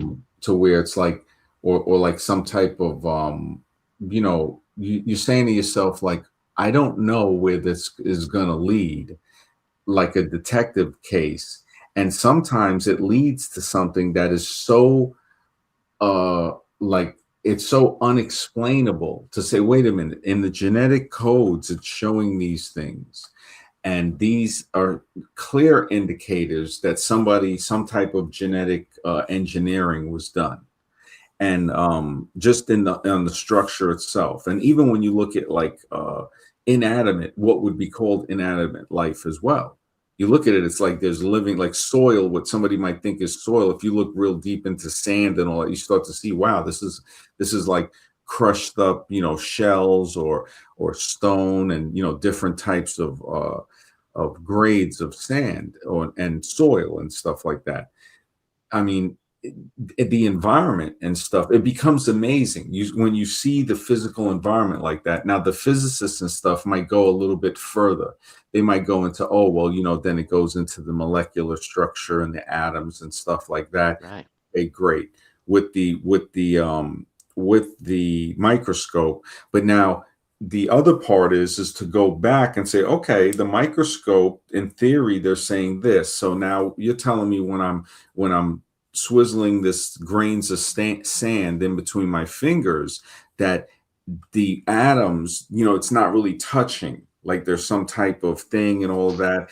And in a way, that type of theoretical physics actually is pretty close to how the Egyptians are saying that this goes beyond the physical with those hieroglyph blocks that this guy was saying that, if they were transparent and you look at from one room to the other, they overlay on top of each other, and they show something more than what you would see just by looking at it from one room.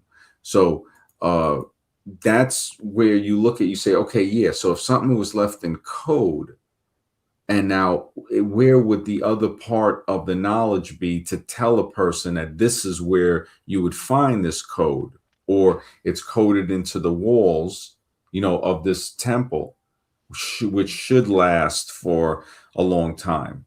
Right. um yeah, yeah, really, it makes you wonder, And really. look at the Egyptians, highly spiritual people. Were they idiots? They built structures that engineers can't even figure out how they did it today. No, that they're not. You know what I mean? It's just the evolutionists. They say, flat earthers or simple-minded people. No, I mean, all these advanced civilizations that they can't explain how they built these structures, all were highly spiritual and highly believing in the afterlife. So, you know, Yeah, yeah, they're saying also, the more I look at the Egyptian thing, right, I noticed that, I mean, a lot of those statues, the fact that they are like split images of each side, so it shows that it's not a depiction, an exact depiction of a person, because you're going to have two different sides. Like if you look at them, like I think I showed the picture comparisons before of a picture of the Egyptian face compared to the sculpture as of a pharaoh compared to, say, a Greek sculpture of Moses or Hercules or something like that, or a Roman sculpture of one of the Caesars, you'll see that the Greek and Roman carvings have looked like it's from a person, You see the differences in the sides of the face and stuff like that. Similarities, but not exact the same as if it was a machine. But when you look at the face of the Egyptian ones, they're exact. And this can be done to the I've showed the pictures on here where you can measure it, and it shows like, oh, so look at anybody can look it up on Google. Um, when you look at certain statues, you say, wait a minute, okay, this had to be made by a machine, or at the least, you'd have to have power tools that could work with a template, Yeah. some type of guide, so it guides something. But the way it's carved, I mean, it looks like there's been different carvings. So there's been different, like, who may have made the pyramids may not have been the one that carved certain inscriptions. And even in certain temples, when you look at it, you start to say, okay, this could have been engraved by somebody else. I've noticed that two different types of engravings. So definitely two people. But then also I wonder, okay, before the engravings, maybe there was no engraving. Maybe this was like a solid, like megalithic type piece that was created for a different reason. And then later on, people who came to this area, or whatever happened to the builders of the pyramid and all of these devices like the sarcophagus and stuff. When I look at the sarcophagus, it doesn't look like a sarcophagus. It looks like some type of big square box carved out of an extremely hard rock diorite, like granite. And it's like, what's the purpose of it? It's like a big, I wouldn't say a bathtub, because the inside is not rough, but in the inside of the one at the Metropolitan Museum in Manhattan, it had hieroglyphs on the inside too. But I don't think all of the hieroglyphs were original, because I saw a clear distinction between two different types of hieroglyphs. Mm. And yeah, so that, it's studying different types of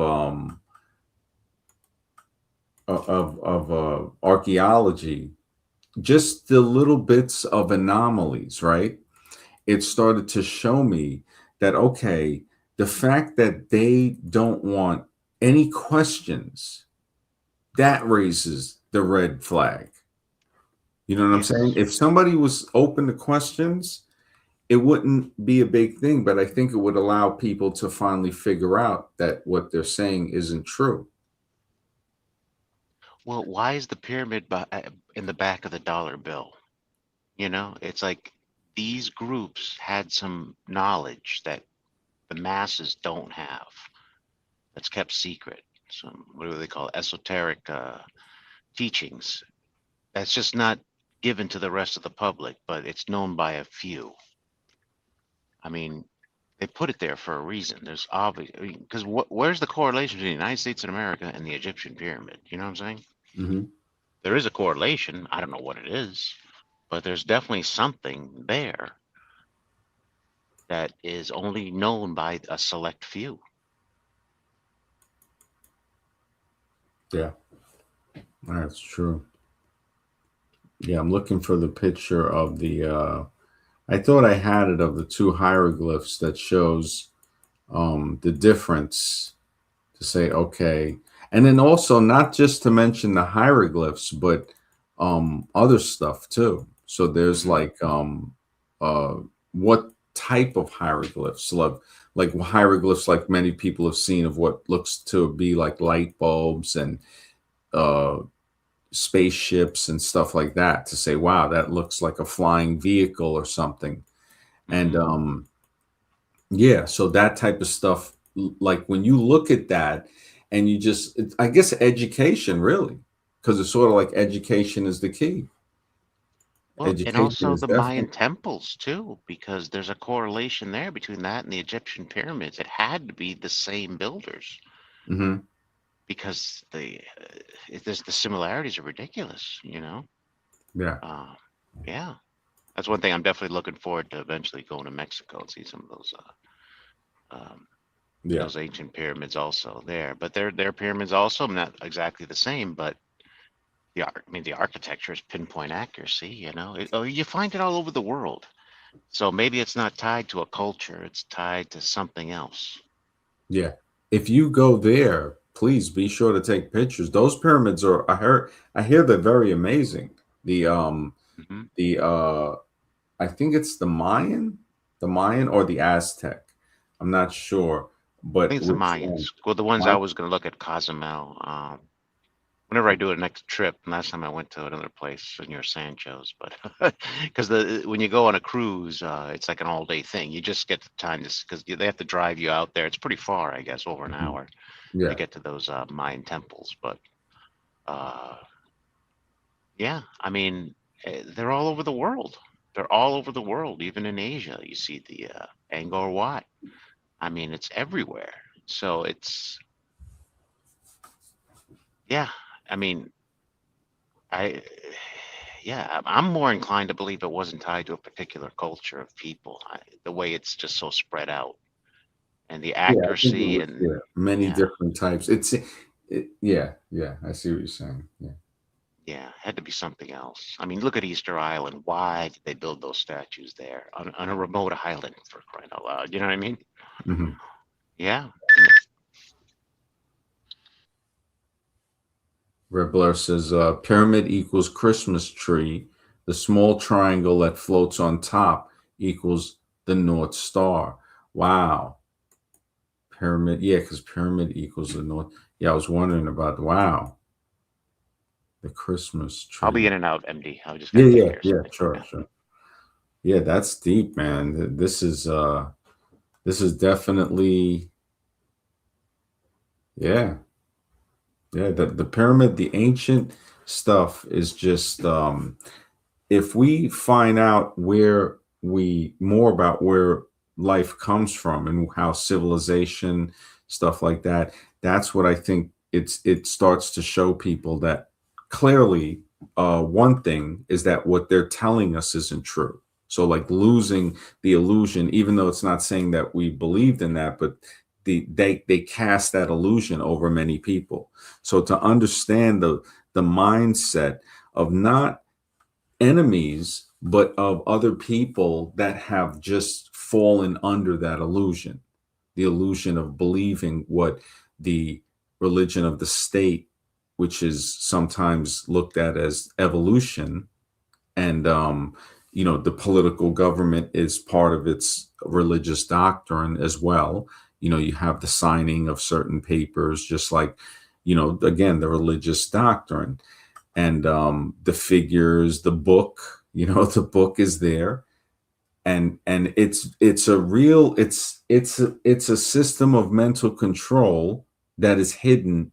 It's like the same pattern that pops up hidden in different forms, just the way we see the Roman, the Greek, the Egyptian, the Sumerian, the Far East Asian civilizations, the ancient, the what was it? The one in Turkey. Um, these Gobekli Tepe. Yeah, it's these are these are ancient sites that require much more research, but they put up people. Just the fact that they put up people to hinder the research, like that I knew about Zawi Hawass way before the Joe Rogan interview with Zawi Hawass from Egypt. He was the gatekeeper that was preventing people from even thinking, coming there and looking at stuff and thinking about certain things. He was, I mean, he was so guard dog, it was ridiculous. And he's still, when he went on Joe Rogan, I think they let him on there to expose just how arrogant he can be thinking, I mean, I remember there was a time where he said he doesn't believe in radar when they said, look, they want to look under the Sphinx, that the radar is penetrating, saying that there's a cavern. And he goes, he doesn't believe in radar. So it makes me wonder when I think about that, like, These are the people that they're putting there that are totally illogical, that are supposed to represent a scientific organization, that to try to represent a scientific organization, but it's not a scientific organization. That's the truth. You know, this whole thing of archaeology being a truthful science and not having any corruption whatsoever, because we see corruption in almost everything. Why would it not be in there? That's one thing. But also, are there any inaccuracies? And we do see that. And then we see the religious cult-like group that try to protect the doctrine, which is the origin of species, the textbooks that have inaccurate models, which and that's the thing, they admit to having inaccurate models, but when you have inaccurate models over the course of decades, that influence is generational. You know, that's a generational. Red Blur says, hey MD, this vid will blow your mind regarding esoteric. If possible, you should contact him and do a stream together. Yeah, definitely. Yeah, esoteric. All right. Yeah, that's definitely yeah, that when I think about it, it really has me wondering about yeah, the link, I don't know why it didn't show up. Yeah. Let me see if there's a way. Oh, you know where you can leave it? Oh, wait. Yeah, if you got to leave it in the regular comment on the video itself. I don't know if it has that. Like sometimes, I don't know how that setting just pops up sometimes, but like say the previous video or like Sudden Moose is the channel. Okay, yeah, I'll check the channel then. I'll check Sudden Moose. Definitely. The you know, when I think about the whole thing of how they guard dog archaeology, and then that goes into, you know, basically saying, oh, we know exactly how life started, how civilization started of humans, but anybody trying to search for the truth is like, you know, there some people are banned. You know, they ban people from trying to go to certain sites if they go there and they try to say anything different than the regular narrative. Matter of fact, I think it's Bright Insight, this guy Jimmy, he definitely was putting out some pretty, you know, he put out some stuff that was good thinking material to say, hey, what about these obvious clues, you know, from ancient legends, but also archaeological features in the terrain that are suggesting that there's more to what they're telling about the story of mankind, of civilization, of how, you know, what happened in the past. And in that, we see it also in the genetic study. Like we see that same arrogance of assuming and thinking that, oh, they're certain. Oh, well, this when they try to say about junk DNA, they say, oh, this is junk DNA. There's no such thing as that. The only reason people said junk DNA is because they want the followers of the religion of evolution to believe that they know everything. It's like, no, you don't know everything. It's not junk. They say it, and nobody remembers. They don't look at it as some serious thing like, oh, well, they made a mistake. No, you don't understand. That to me doesn't seem like a mistake. Piltdown Man wasn't a mistake. That was a forgery. And they try to lie so much about that, trying to say, well, it wasn't intentional, all type of stuff. It's ridiculous. It's really, look at the Scopes trial. The Scopes trial was done to teach evolution. And to teach evolution, that was the problem. That was the problem to say. And again, what did it teach? It taught a lot of you know, yeah, it taught a lot of inaccuracies, man, and it created some of the cults we see today. We see a lot of the cults today. I think we got some trolls. Oh man, the troll city. Yeah, that the whole religion of evolution, when I look at it, it just it's another clown show. It's another circus. It's another matter of fact, it's a state sponsored bread and circus program. Evolution is a mental program. It's a belief system. It deals with the three B's, the belief, the behavior, and a belonging. It changes, the behavior changes according to the belonging, the cult belonging. Accepting, and this is where it is the most dangerous, accepting stuff as science when it's not science.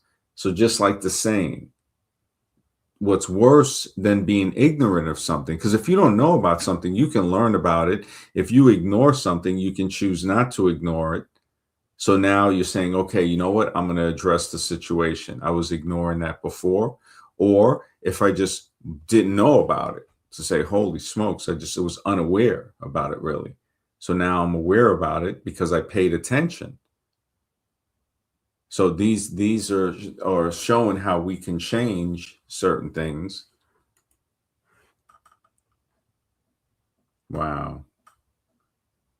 And it's so funny that when you look at somebody that thinks freely, that is not an American zombie, because we all have a bit of the zombie in us and different spectrum of the zombie. So if somebody is to really use science, which is Mr. X, I know you know, and other people know that using science is what we don't see in the evolution model. We see a bias being done. And scientists that work in the field, how do they come out and talk about it? Richard Milton, I think, was talking about in his book, Shattering the Myths of Darwinism, who is a member of Mensa, which is the Genius Institute in the UK. So when he was saying there's biologists and stuff that can't really come out and say this, and certain professors, because if they talk about it, right, then they jeopardize their position at the university or at the research center or the laboratory or wherever they're employed scientifically. That's now, if you're a biologist, they're like, oh, an evolutionary biologist. And it's like, what? Wait a minute, that's a biologist. It's like, you mean a biologist? Evolutionary has nothing to do with being a biologist. Whatever classification of it, like microbiology and stuff like that, okay. But it has to be scientific like that, not just a thrown on type of thing. Yeah, just yeah, the Matrix Pod, man, the Matrix Pod. How to accept the brutal truth of being in the Matrix Pod. Being in the Matrix Pod, man, a lot of people, they don't know, man. They don't know.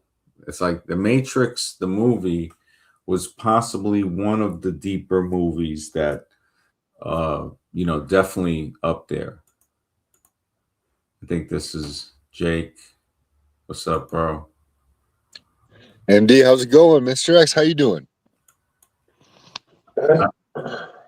Yeah, I think he's in the middle of something right now. I'm in and out. I got work-related stuff going on. Yeah. Oh, okay. I'll be in and out. Doing great. Good to see you, Jake.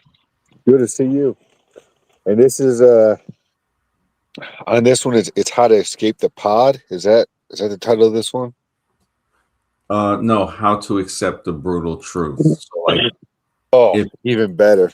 Yeah. So how when he wakes up to the pod and he's just like, boom, like, oh, smoke. The metaphor, the analogy of him being like, holy smoke. I thought I was in, basically it says that he was in a dream world. So he was dreaming the whole time in a pod, like all of the other people. Imagine looking over and seeing the other people, just the pods. And it's like, holy smokes.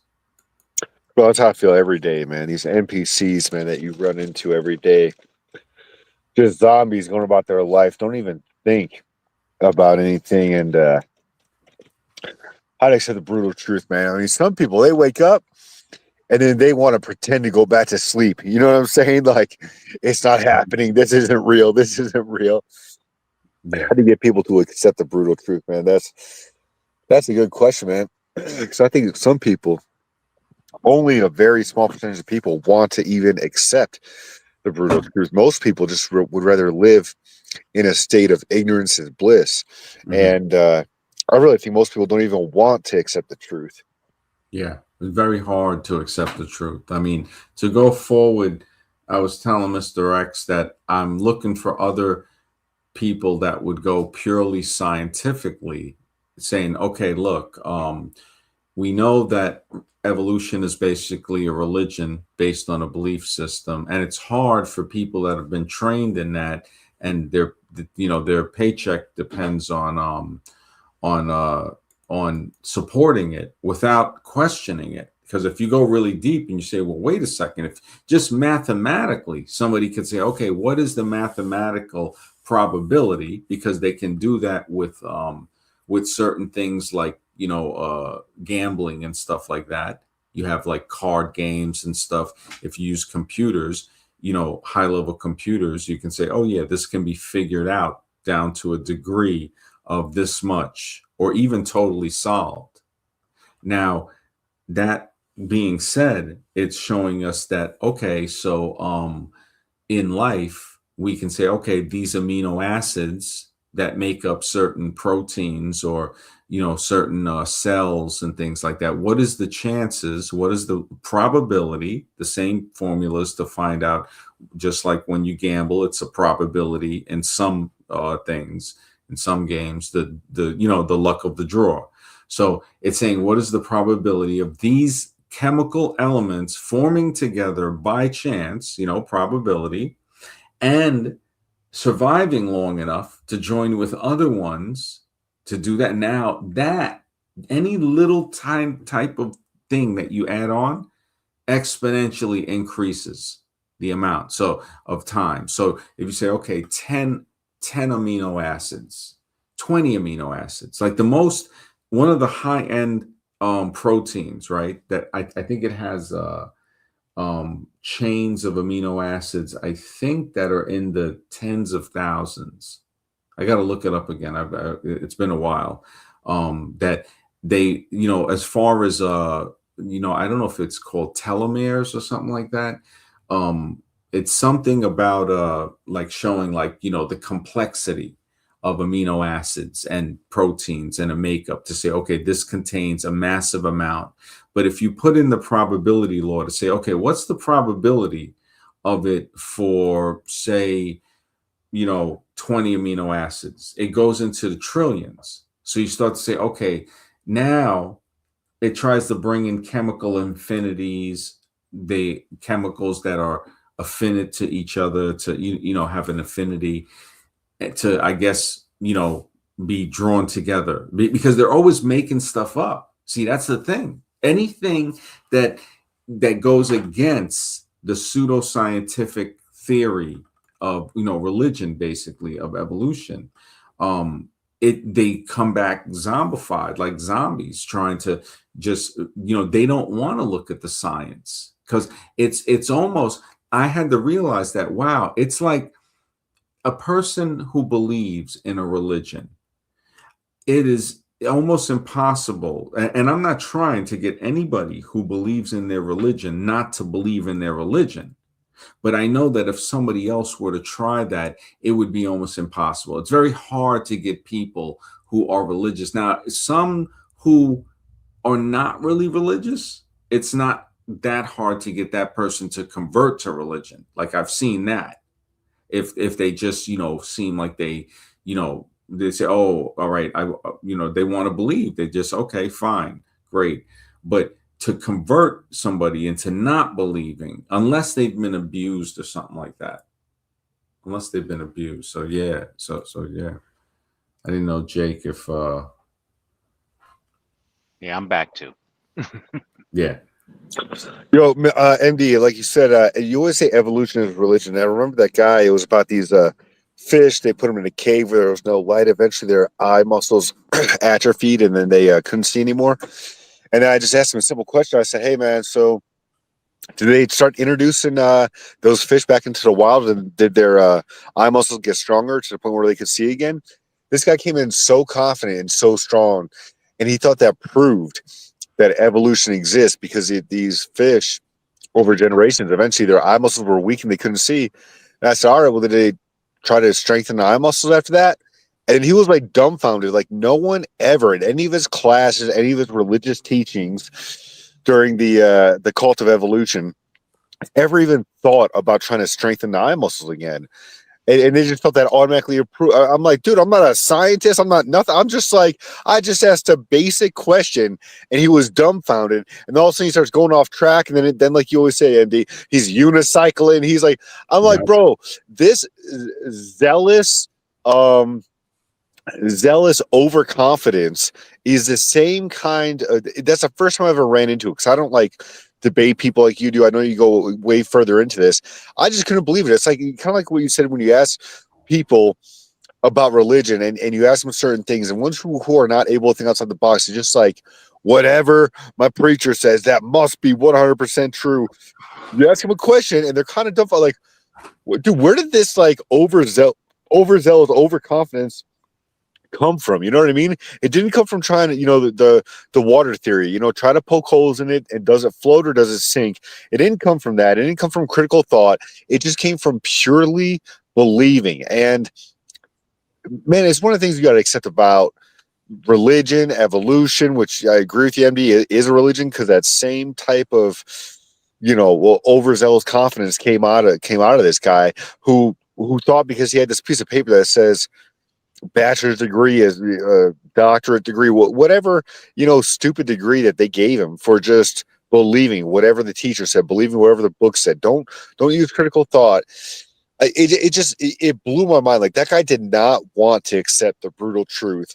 You couldn't teach it to him, and he was kind of dumbfounded. And I'm hoping we kind of shook him, and I'm hoping that we kind of maybe caused him to do a little bit of his own research, a little bit more than what they teach him in school. But honestly, I think that guy didn't want to accept the brutal truth, and I think he'll just go on repeating whatever he was taught. But Jake, that makes an important point. It shows you that the people at the top, the controllers, can come up with any nonsense, and as long as it's accepted by mainstream, the herd, the zombies will follow it. They don't care. They won't question it. They'll just accept it. They'll eat it up. That's another interesting point. You say accepted by the mainstream. I mean, what is that? Like what the news says? Like what Just a teacher told you? What they academia, put into the books?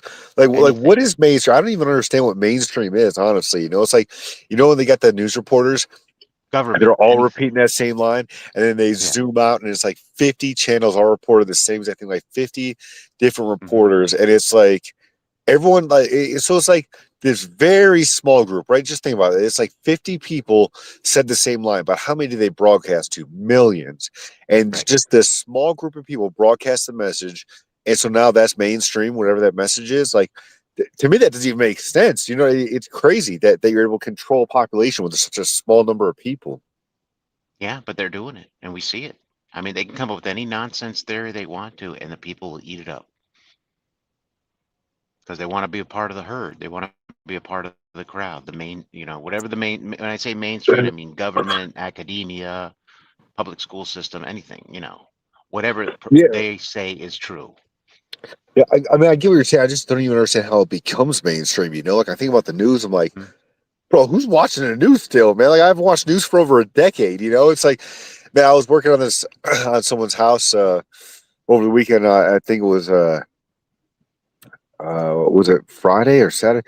I don't know, man. But I was working on someone's house, and like the local sports team was playing, and I hear them like cheering and stuff. I'm just like, dude, what is wrong with these people? Like, who cares who wins that stupid ball game? You know what I mean? I couldn't believe it, man. Like they were really into it. I just don't get, man, how people are so glued to the idiot box and care about like who wins the sports ball game. You know, I just it doesn't make any sense to me. No, me neither. Yeah. Yeah, it's crazy, man.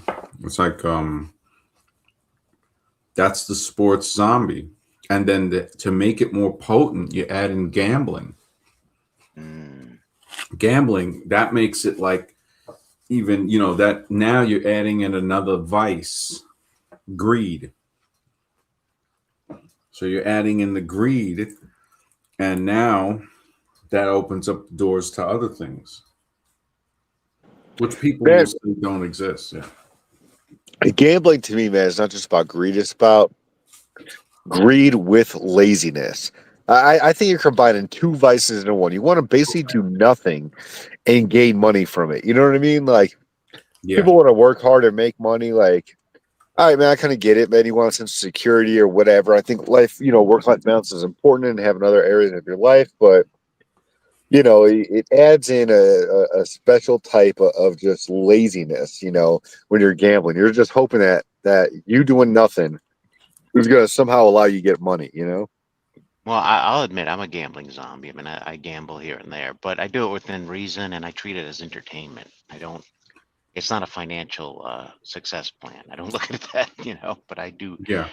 I throw a little money just for fun, because I treat it like entertainment to kill the boredom of life. Sometimes. It all depends on the person. There's some people who have no self-control and they take it too far.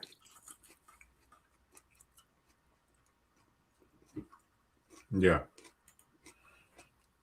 I mean, the whole, within reason, it's not bad, It's like, I could see it being entertaining. Yeah. It's like playing a video game or something, Exactly. Yeah. Exactly. It's just because let's face it, life can get monotonous after a while. It can get, life Oh, can get boring. man. Yeah. I mean, video games are nostalgic. Yeah. Even looking at videos about them, it's like really nostalgic. It really is.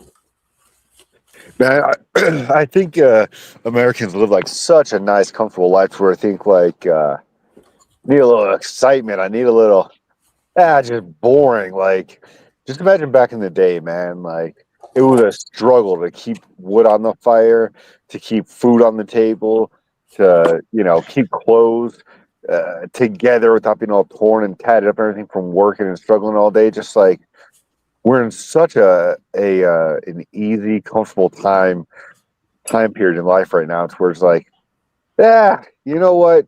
Life's a little too easy. I need a little something to spice it up. You know what I mean? Like, isn't that a crazy thing about that? Like, just 100 years ago, like, out of the thousands of years that the Earth has been around, humans been on it, just within the last 100 years, we're like, yeah, it's just too easy.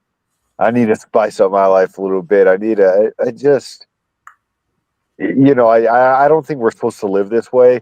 And I think this is going to be a very short period in time where we just collapse. I mean, we're almost in a mouse utopia because everyone thinks like if you live in this like third world country, in quotations, like, bro, these countries that people consider third world, like they have skyscrapers, they have better healthcare systems in America, they have all the amenities and modern things. Like everyone has a cell phone nowadays. Like there's really almost no like third world countries except for this one continent that just can't seem to progress. That this one continent just can't seem to do it, and I don't know what their problem is, but they won't do it. They can't do it. It's like they're almost like there's something wrong with them.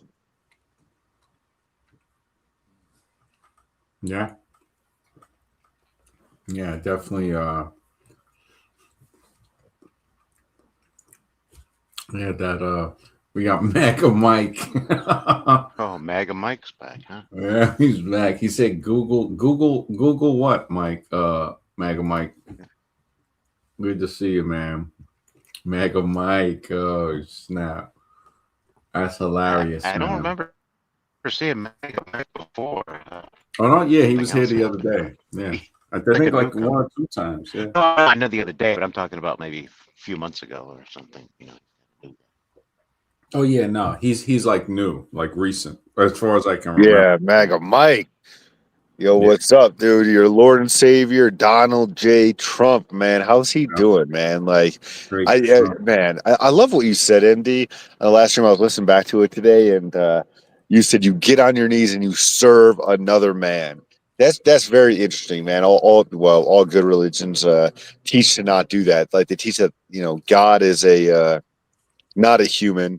He's a spiritual entity. He's a creator and all these MAGA people, man, like you said, just like the people who worship celebrities, just like teenage women, even 40-year-old, single moms worshiping Kim Kardashian or whoever the newest celebrity is, right? That it's time to worship. Like they legitimately worship another human being. Isn't that pathetic? It just MAGA Mike, you are pathetic.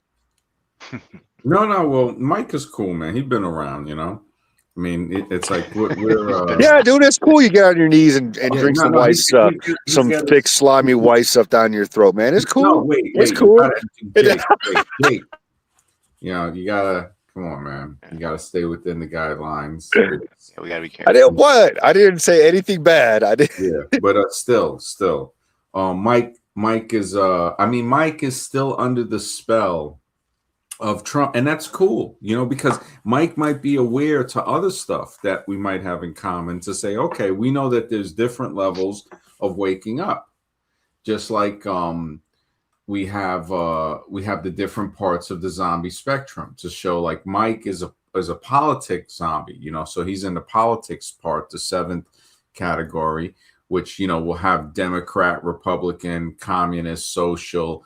He apparently seems to be part of the Republican Communist, possibly party. And I don't know. I don't know. He could be, but Mike, I guess since he's been here a few times, I don't know. I definitely can't say he's not a troll, but he's consistent. Yo, I just looked at the comments. He said you're not man enough to vote a real man in office. Like what? Oh, what the hell's that? Jeez. Yo, Tuesday, I like your comment, man. Tell him to get his effing shine box. No.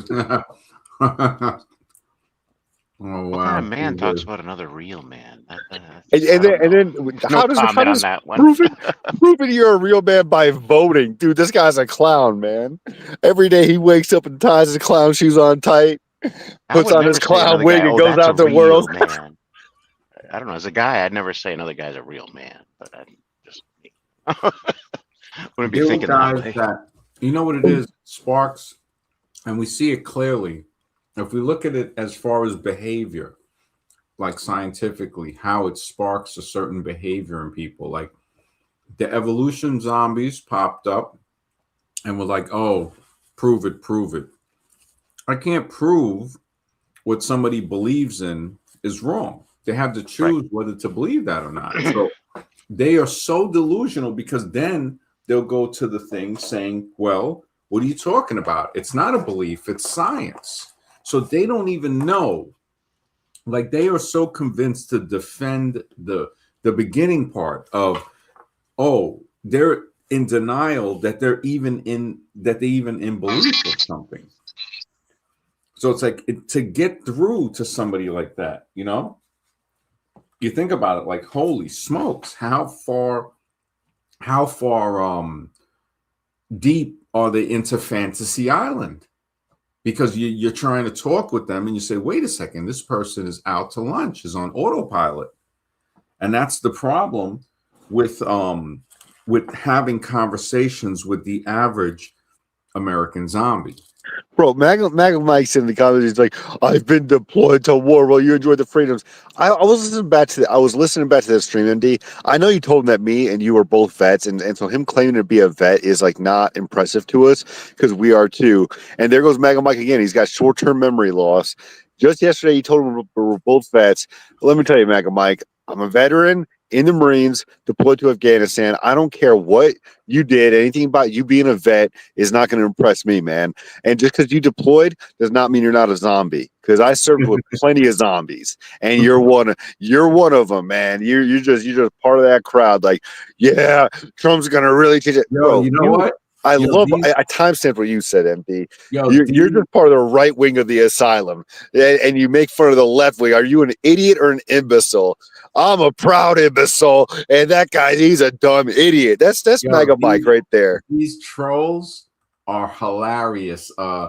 Look at the touch me, hold me. Yo, this is hilarious, man. This is hilarious, bro. Yeah, they're trolling. They're definitely trolling, but that's cool. That's cool, man. We like trolls. You know, trolls are people too. And you know, Trolls are people too. Mega Mike is funny. He said he voted to close the borders. Bro, Mega Mike, it's so funny that one, you think your vote counts. Two, you think the politicians do anything to help you, the average common man. The politicians, all they do is they help themselves and their rich friends. That's all they do. Nothing ever really changes, man. We're going on like a downhill roller coaster ride. They're just destroying civilization, destroying the American economy, like everything. In your opinion, yeah. In my opinion, the cost of living has constantly risen for the past several decades. In my opinion, the cost of living has constantly risen. It's not a fact that you can research and realize that no president has ever made the cost of living better, that it is just constantly getting higher and higher. You know, like the price of a house used to be twice the amount of the average salary. Now it's like 7 times the amount of the average salary. And you think one dude in 4 years is going to change that over several years of a downhill roller coaster? I'm sorry, man. You are delusional. The voting thing is you think about, that's a hard thing to take away from people, that belief. Waking up to accepting that brutal truth that your vote doesn't count, people will deny and just, you know, they'll deny anything that, you know, just to get to the point of the voting not counting. It's like, how do you even get to that? That's how zombified people get. You know, when I think about the power of voting,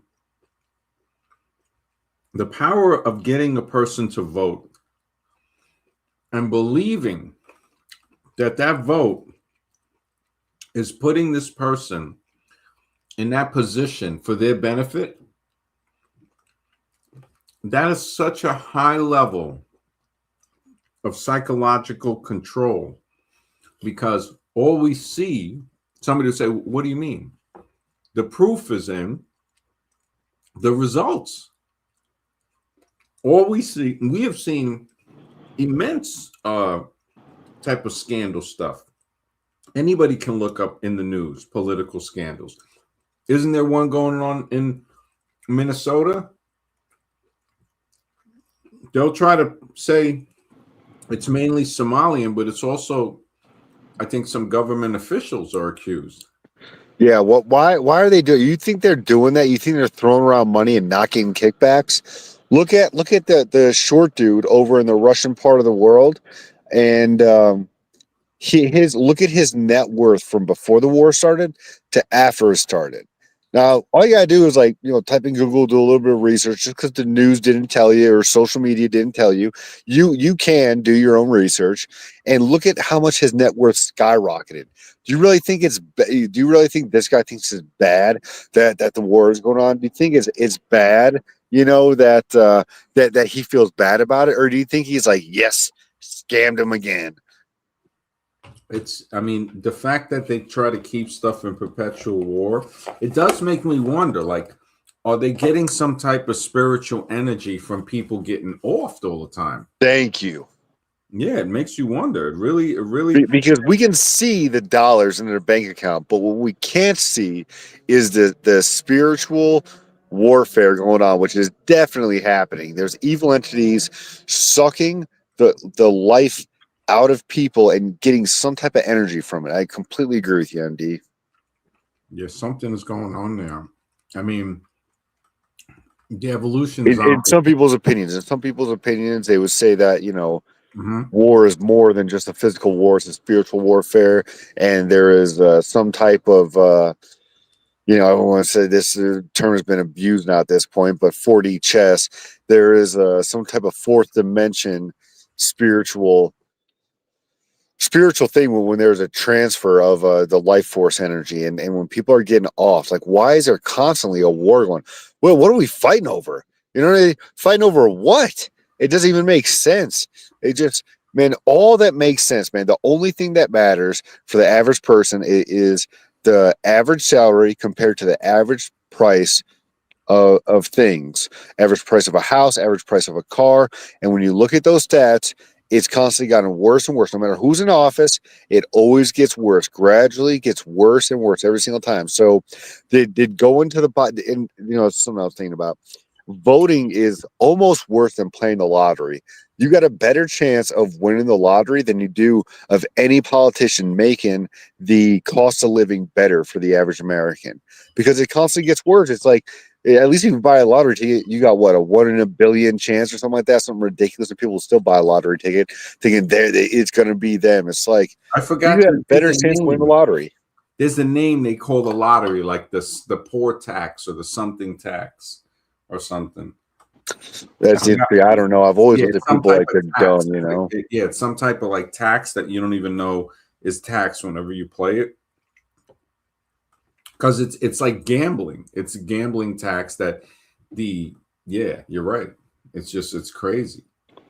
MAGA Mike, hopefully you can do some research and realize that no one in office has ever made the average, salary worth more money for the cost of living for the average cost of things. It's constantly got worse, and just do some research on that, man. Like, he thinks that the politician is going to help him somehow. I don't understand how. that's what I'm saying. The only way a politician can help is if they make the average salary worth more compared to the average cost of living, and they never do. It's always gradually less. They inflate the dollar, they increase the price of living. No politician has ever made the average salary worth more compared to the cost of living. And so voting is just like, bro, just put your ballot in the toilet, mail it to Santa Claus. It doesn't matter what you do with it, man. It's going to get worse. Yeah, to think that a politician is not not crooked, basically, it's I would say why. And then when you ask why, they had this thing where people were like, they don't care what Trump has done. They were interviewing people and they were saying, he was, convicted, this and that. And the ladies even were like, they didn't care. And I was just like, because, I guess one of the charges, or more than one of the charges, is something with that girl, with the sexual thing. The charges just show that he's not perfect. He's not a god and shouldn't be worshipped like all these, magtards are doing. It's nothing. It's nothing about, because everybody makes mistakes. It's just to say, when these same people, before he was convicted for the felonies, would call other people felons.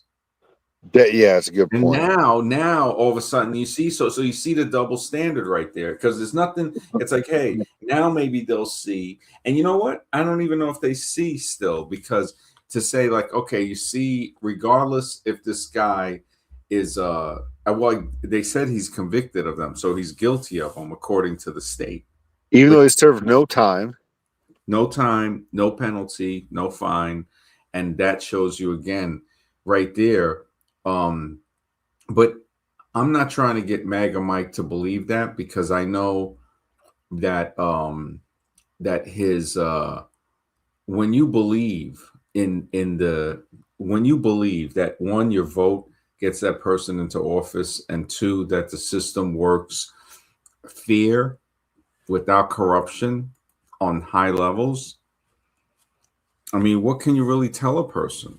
I mean, that's like a to pull somebody out of the comfort zone. That's you can't do that.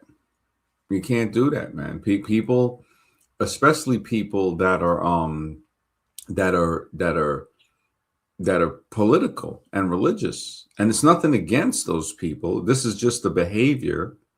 And there was a guy, I think the video is on YouTube. It's hilarious that the guy did not like Trump, and he was a Democrat, I think, and they were protesting. And the guy said, "Well, what would you do?" And he was willing to eat a turd. And I was like, I couldn't believe it. I mean, it was hilarious. It showed me just how the military zombie, um, it's crazy. It's just crazy. Well, it seems like Trump was brought in. It looks like martial law is coming to certain states. I mean, what's going to happen in Minnesota?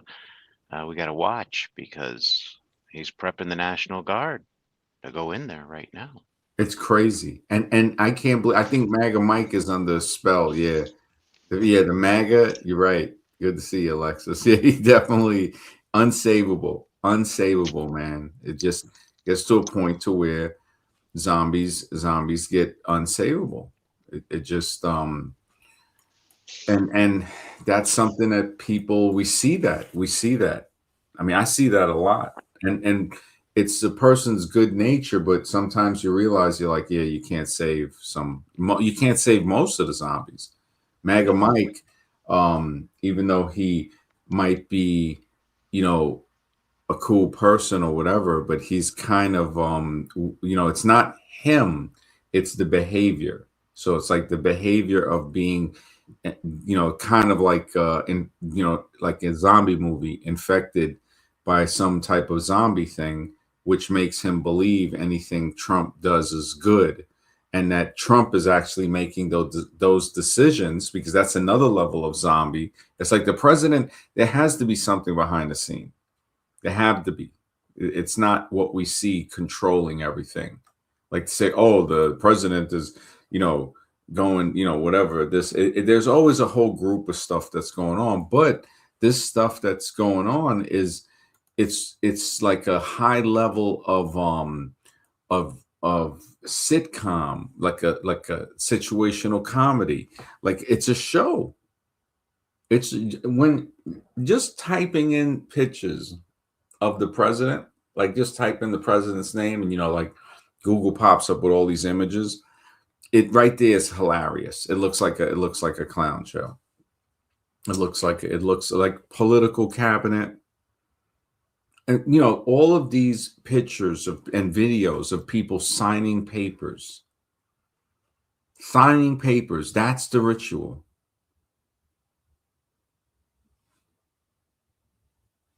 See, and MAGA, I understand MAGA. So MAGA now we classify MAGA because he said something about he said right here that he doesn't worship Trump. I don't worship Trump.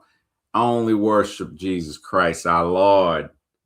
I just like Trump because he's the only man actually out there fixing the country and doing something.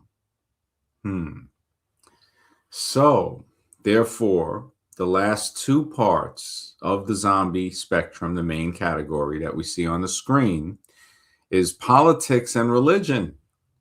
So we know now for sure Mike hits both of the parts on the right side. Now, politics, religion, he could be schoolhouse zombie, media zombie. I would say definitely friends and family. So, he's very multi-spectrum zombie. But Mike, if that's your belief, man, I'm not trying to challenge it. I'm happy that you have your belief. The Trump kind of worship syndrome, I guess it seems. See, you don't think that they're using it, they could be using that your faith in your religion to support Trump so much too, because I think there was some political thing that he was said he's trying to say he was sent by God to, or he got a message from God to make America great. He feels that he was born to make America great again. I'm just like, holy smokes. I mean, the videos on YouTube, I think it's ABC News. And I mean, these speeches seem kind of ritualistic when I think about it. It really, wow. That, Have you ever noticed Trump when he puts his hand up? He does that thing where it looks like an OK, but he has the three fingers. That's implying 666. oh, with the Trump? Yeah, when you see when he raises, I think it's his right hand, Mhm. and he puts it like an OK symbol. OK symbol. He's got the thumb and the index finger touching, and the other three fingers up. You ever seen that? Yeah. Okay, well that's 666. That's what that means. That's 666. That's what Wow. that's the hand signal for that. Yeah. That's some, they are, it's like there's so much secret stuff. It's Mhm. ridiculous. I mean, just the fact that that's in plain sight Yeah. and people are just so, I think that's done as a, maybe also as a way to find out how many people are asleep. Sure, sure. I mean, the also the horn. You see a lot of politicians. They'll do the Baphomet signal, I think it's called, where the index and the pinky are up and the two middle fingers are down. Yeah, responsive curve says MAGA is the highest degree. He said, ironically, it's the highest degree in the Church of Satan. Wow, I didn't know that. MAGA, Mag and Gog. That was in the Bible. Is that because he's saying it's a degree in the I guess in the church, the COS, I guess is some could call it. I mean, that's kind of crazy that even exists. But then again, now that I think about it, it's like, why wouldn't it? It's like, Yeah. you look at the, yeah, it's so crazy. It's like, I mean, yeah. And this is just the stuff we really know about, because there's so much stuff that is not popularized. No, they want people unaware, not because they're afraid of rebellion. It's just to keep the prey easy prey. You know, it's like the cat when he goes to get the mouse. He doesn't just run after it. He preys on it. He's not scared of the mouse, but he wants to catch it without it noticing. That's sort of the idea. Yeah, he's got to be careful. The mouse, he's got to catch it clean. Yep. He doesn't want the mouse to wake up and realize he's in danger. Yeah. Yeah, definitely. Yeah, the whole Milton. The Milton is a deep quote, I have to admit. The Paradise Lost, that was a deep quote. It's like it gets deep. The mind showing the power of it, but also the preference to be able to do what you want to do. Even, even if it's the freedom to be wrong, which gets translated into him rathering to rule in hell and serve in heaven, right? Yeah. I mean, one thing I will give the Bible is there's a lot of reference to it. I mean, about serving in hell, about the Antichrist. And so, we see that all the time. I mean, it's not, there is some weight to it in our society, our world that we live in. The deception that goes on. Yeah. There's a lot of stuff that we think is, well, there's a lot of stuff we don't think about. So when you think about the way that part of the zombie machine, it has us to where we don't even think certain things. Right. Okay, thanks, Jamal. I appreciate it. He said that he sent me something on email. If you want to hop on, we got the yeah, it definitely seems like the flesh. Yeah, the flesh might be the mark, but yeah, you're right. They would try to put in the whole Satan thing or something. Red Blur says in esoteric equals the Bible refers to the man's body. Wow. Wow. That's yeah, I'm gonna check it if you want to hop on, Jamal. Yeah, let me check it. Yeah, that's yeah. What are you saying, Mr. X? No, no, no. I was just listening. I was just Yeah. listening. Yeah, the whole the Milton thing of I guess the freedom of choice, basically. Hmm. And yeah. Yeah, the freedom of choice of being able to choose instead of having to um yeah, instead of having to basically follow. And even if the following is for a good cause, that's the craziest thing about it. Hmm. It's like, yeah, even if it's for a good cause, he's like, you know what? I'd still rather be free to make my own mistake, even if the turnout is not a good cause. So that's like showing how important, I guess, I'm thinking, autonomy is. I'm in a way, it seems like they could have written it this way to try to get people to think maybe autonomy and not saying turning away from God, but they're saying obedience Hmm. to God, but is it really to God? Well, this is where moral and ethics, I think, play a part because, like, I don't believe in stealing from other people. That's why I work. I'm working right now. I believe in work, earning an Yeah. honest living to purchase the things I want. But there's other people in the world where if you were to tell them you can't steal, you can't do any more stealing for the rest of your life, that would be a very difficult thing for them to accomplish. For them, stealing is very normal and there's nothing ethical or wrong about it. So we live in a world where we can't make the mistake of thinking just because we think stealing is wrong or we think certain things are wrong, that other people don't share those beliefs. I mean, a real thief, would have a very hard time not stealing. That would be a very difficult thing for them to go through with. For me, it's not a problem. I have no, problem with it. But other people, they would. And I think with discipline, wouldn't they be learn from being disciplined? No, oh, I mean like a punishment you're talking Yeah, about. yeah, like severe punishment or something, I like don't think that would. increasing. Yeah, that would just make them a bad criminal. The fact they got caught. I don't think it would change their stripes or make them a better person. Um, they would just think of other. What I'm saying, it wouldn't make them more look at stealing as wrong. I mean, yeah, discipline or punishment may prevent them from, say, robbing a bank because they're probably going to get caught. But Hmm. um, I just think that's more fear based of getting caught rather than like even if they made it a law. Let's say they passed a law saying it's okay to steal from your neighbor. I still wouldn't feel right doing it. You know what I'm saying?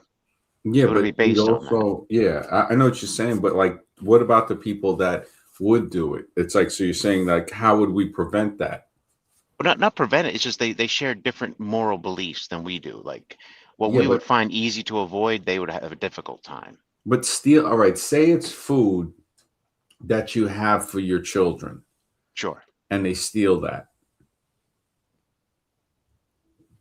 Or So food to is feed their that kids, you wrong? mean? Isn't that wrong or no? Oh, yeah, yeah, yeah, of course. I mean, it's definitely within context. Yeah, I understand what you're saying. Yeah, if I Mhm. had to do that, I probably would steal from a supermarket to feed my kids if they were starving. You know what I mean? No, I'm just saying. No, I'm saying that if you have food, is it okay? It's not okay. We know that it's not okay for somebody to steal that food from you that you have for your kids. Sure, sure. Yeah, so we see that to steal from one another in that sense is not really right, right? Or Yeah, is but that not everybody shares those beliefs. You know what I yeah, mean? but That's yeah. yeah, the fact that they don't share it, are you saying like, well, what are you saying Well, about I that? guess that's what I'm saying. That's why I say they'd rather rule in hell than serve in heaven, because to them, Mm. not stealing would be serving. They'd have to be like a slave. Well, if I can't steal, Well, I'm a slave to your moral ethics, and okay, I so don't you're want saying that. from the quote from Milton, Right. serving, I guess, Yeah. Yeah. So not being so being a I guess a servant to not being able to change or to Yeah.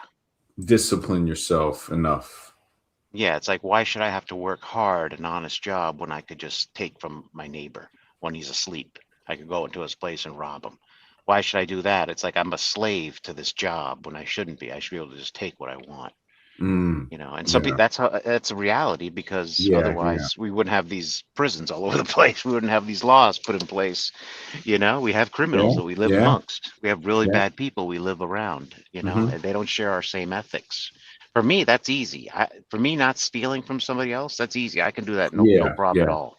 Yeah. I Yeah. think that, yeah, I think with the Milton saying Hmm. more ever, it seems to be more like preferring, I wouldn't say, I guess because they put the character as Satan, you see. Yeah. So if it wasn't if this was just somebody saying, look, um okay, so when we really look at it, we start to say, okay, what is God's purpose? And this is, I think I would have to look a little deeper. I think it's in reference to the religious God of Christianity. I think so, Sure. with Probably. John Milton. Sure.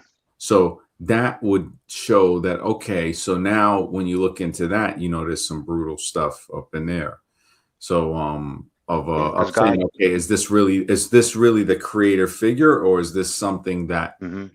this seems like something that would be an entity that is not the creator of everything. I'm not sure. I don't think so, because when you look at the book, like you were saying, it's like, so everything's going to be contained in the book, in this room or in this, Right.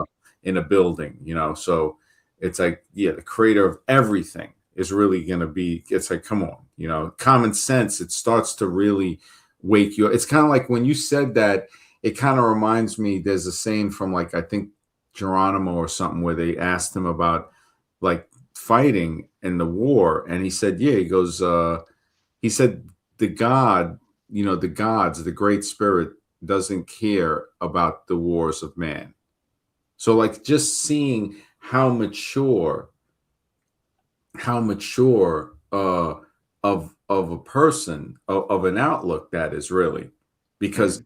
somebody to be that open to say, hey, that's life. That's life. What when you think about that, you start to wonder and say, yeah, why wouldn't that's where, I guess, existence could get scary for some people, because it borderlines the the what we know now into the unknown. And Hmm. sometimes into the unknown is scary, because it shakes up. Imagine having to see, it's easy for us for some reason, because we weren't like staunch evolutionists or very, very strong religious people, I guess, in a form where we couldn't change our mind, because you can be religious and you can change your mind and just say, oh, okay, I see the difference here. I'm not saying that something spiritual doesn't exist. I'm just saying it's not exactly going to be contained in the book or in a building or something like that. It'll go beyond that. And that's also basically showing the concept of infinity, because to think, like, with scientists or pseudoscientists, the ones that, the professors and stuff that claim to be professors, but they're really basically the equivalent of priest in a church. And like I said before, the church is the university. They are churches disguised as universities. Mr. X, you had something? Yeah, no, no, I'm back. Yeah, no, yeah, it's I think we're getting somewhere with this. Um, you know, yeah, yeah. I think that's what Milton meant though by it.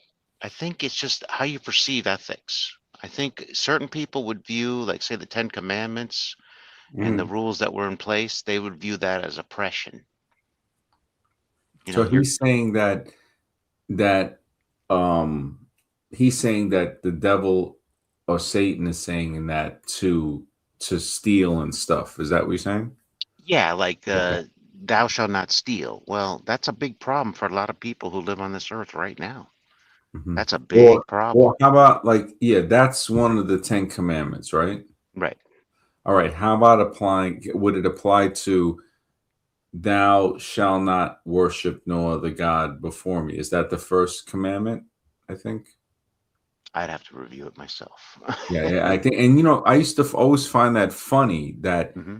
because I would say, wow, the first commandment I would think would be, and I'm not religious, it would be make sense, thou shalt not kill, really. And it's the first one is, not worshiping anybody but it's like right off the bat, Right. it sounds kind of controlling, But mentally. if I was like, say, a Ted Bundy, for instance, Mhm. if he was told thou shalt not kill, he'd have a real hard problem following that. That he would view that as oppression. Well, I don't think, was he religious?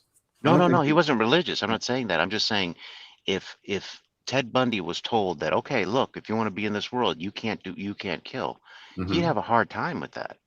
That would be a hard thing for him to follow. I mean, for us, it'd be easy to follow, but for Well, I him, it'd be wonder, hard. see, and that's the thing. I wonder, could it have been something that triggered him at one point in his life? Oh yeah, I'm not Maybe, denying that yeah. So at all. now we wonder, okay, if that's what it is, then he's not really born that way, which I'm not saying that can't happen either. Yeah, I'm Because just saying the rules in place of oppression is subjective to each individual. I guess that's what I'm saying. mm, What might not be considered oppressive to me and you would be oppressive to others. Very oppressive. You see what mm, I'm saying? yeah, yeah. Stealing, murder, all kinds of stuff, blasphemy, lying Or to really like others. this, I think, I don't know if what's the right classification for that would be, like, because that's like serious crime, like, Sure. yeah, yeah, yeah, yeah, But it's but kind we but there are people who have a problem with that, because you take these infamous serial killers and they do it for no for whatever reason, I don't know. You know what I'm saying? yeah, some of them are But just, I mean, when you look at some, it makes you wonder, because that's the type of stuff that really needs to be studied, because if there's something in society that can do that, that's scary. That's it is. scary. It is, No. yeah. And there is something in society that can do that. I mean, that's Yeah, reality of the world we live in. yeah, yeah, I yeah. watch enough police videos. I was shocked at one video I saw just recently, and they actually had the recording, and they didn't show it, of course, on Mhm, YouTube, but it was a mhm. police cam, and I still have that picture in my head of because they had the recording of him speaking to his victim, and it's like so evil, it's unreal. Like That's what could somebody think to do that? You know what I'm saying? It's that's on another crazy. level. Yeah. Have you ever seen Fallen, the movie Fallen? Oh, with Michael Douglas. No, the one with Denzel Washington, Fallen, not Fallen Down. Oh, Fallen okay. Down is Michael Douglas. I Fallen is probably with, did, but many years ago, right? yeah, That's an old movie. yeah. I think it's from the 90s, and Hmm. he um he gets inhabited by like a spirit. It's about a spirit that inhabits people. Hmm. And yeah, so it gets really deep. It gets really deep with the whole possession thing, and how, when you see somebody that gets angry or possessed with certain emotions, it could be seen as a sign of possession. In a way, it depends. Sure. Sometimes people get very, very like angry. Yeah. No, definitely. I mean, you look at some of the excess wealth that people attain, how did they attain that? Did they attain it by being honest workers and doing the right thing, or did they have to backstab people? Mhm. You know? Yeah, yeah, Um, yeah. It's kind of messed up. Yeah, it's but it's definitely. true. Yeah, you see what some of them some people do. And it makes you wonder. It's like, I guess they don't think like that that there's something more, because that's what I think, where the belief in evolution and materialism, being a total materialist, Mhm. people, it, and I could be wrong, but I think it seems to, it can have that effect where there's no consequence. So a person can go straight Stalin on somebody, Yeah. Lenin, like how, Stalin, they say definitely a lot of the stuff that he did was in accordance, like there were quotes where it was related to evolution. Just like I don't know if it was Mao Zedong or Pol Pot that also said something similar. Like nobody's gonna, if you can get rid of all of these people, no, it's not even gonna matter, Right. and it's just, yeah, it really shows some it's really some brutal stuff when you think about it. I mean, they operate in a different moral fabric than others, that Yeah. they'd And then rather war. rule here and by whatever means necessary, Hmm. moral, immoral, and that's more important to them than anything else. Yeah. And they can't be told otherwise, you know? Yeah. Yeah. Yeah. It's definitely it's true.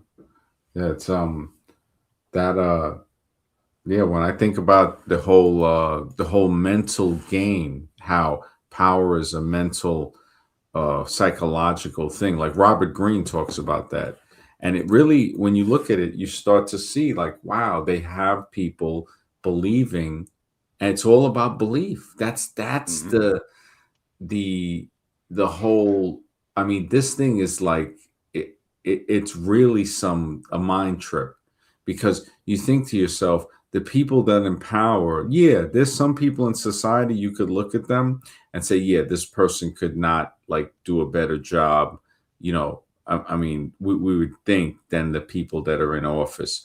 But we know that many of us could do better jobs. We know that we'd say, wait a second, if this is the budget, then what's the problem? What, there's something else that's draining off of the economy. There's like vampires everywhere. Hmm. So to really look at that, I guess they don't want that. Like they want to keep it in a way that looks like um they don't know how it's happening, to protect the pipeline of getting that income. I mean, it's really, when you look at a lot of stuff that happens, it's really based on something else from underneath. Like it might not seem what it actually really is. Yeah. Yeah. I mean, we're definitely heading into the tail end of this empire. Um, that's what it seems like to me. It's more becoming on a global scale. It definitely seems that way. Uh, we definitely seem to be headed into some type of world government, I think. Mm, Um, yeah, I definitely see, I don't know, some type of consolidation occurring in the future. Like, I just don't see it possibly being run, with AI evolution going on and everything changing. You know, we're almost becoming an equilibrium in this world. mm. That's what it seems to be headed. Yeah, man, that's crazy, man. Yeah, yeah, it's like, what are you gonna say? I think Jake fell asleep. Yeah. The way Yeah, work started he the day, so I definitely understand. did. But yeah, yeah, tonight, it's yeah, 1:32. Everybody in the chat, thank you so much for being here, supporting the show. Take care. Have a great night, Mr. X, Jake. We'll talk tomorrow. Take care. Sounds good. Have a good day.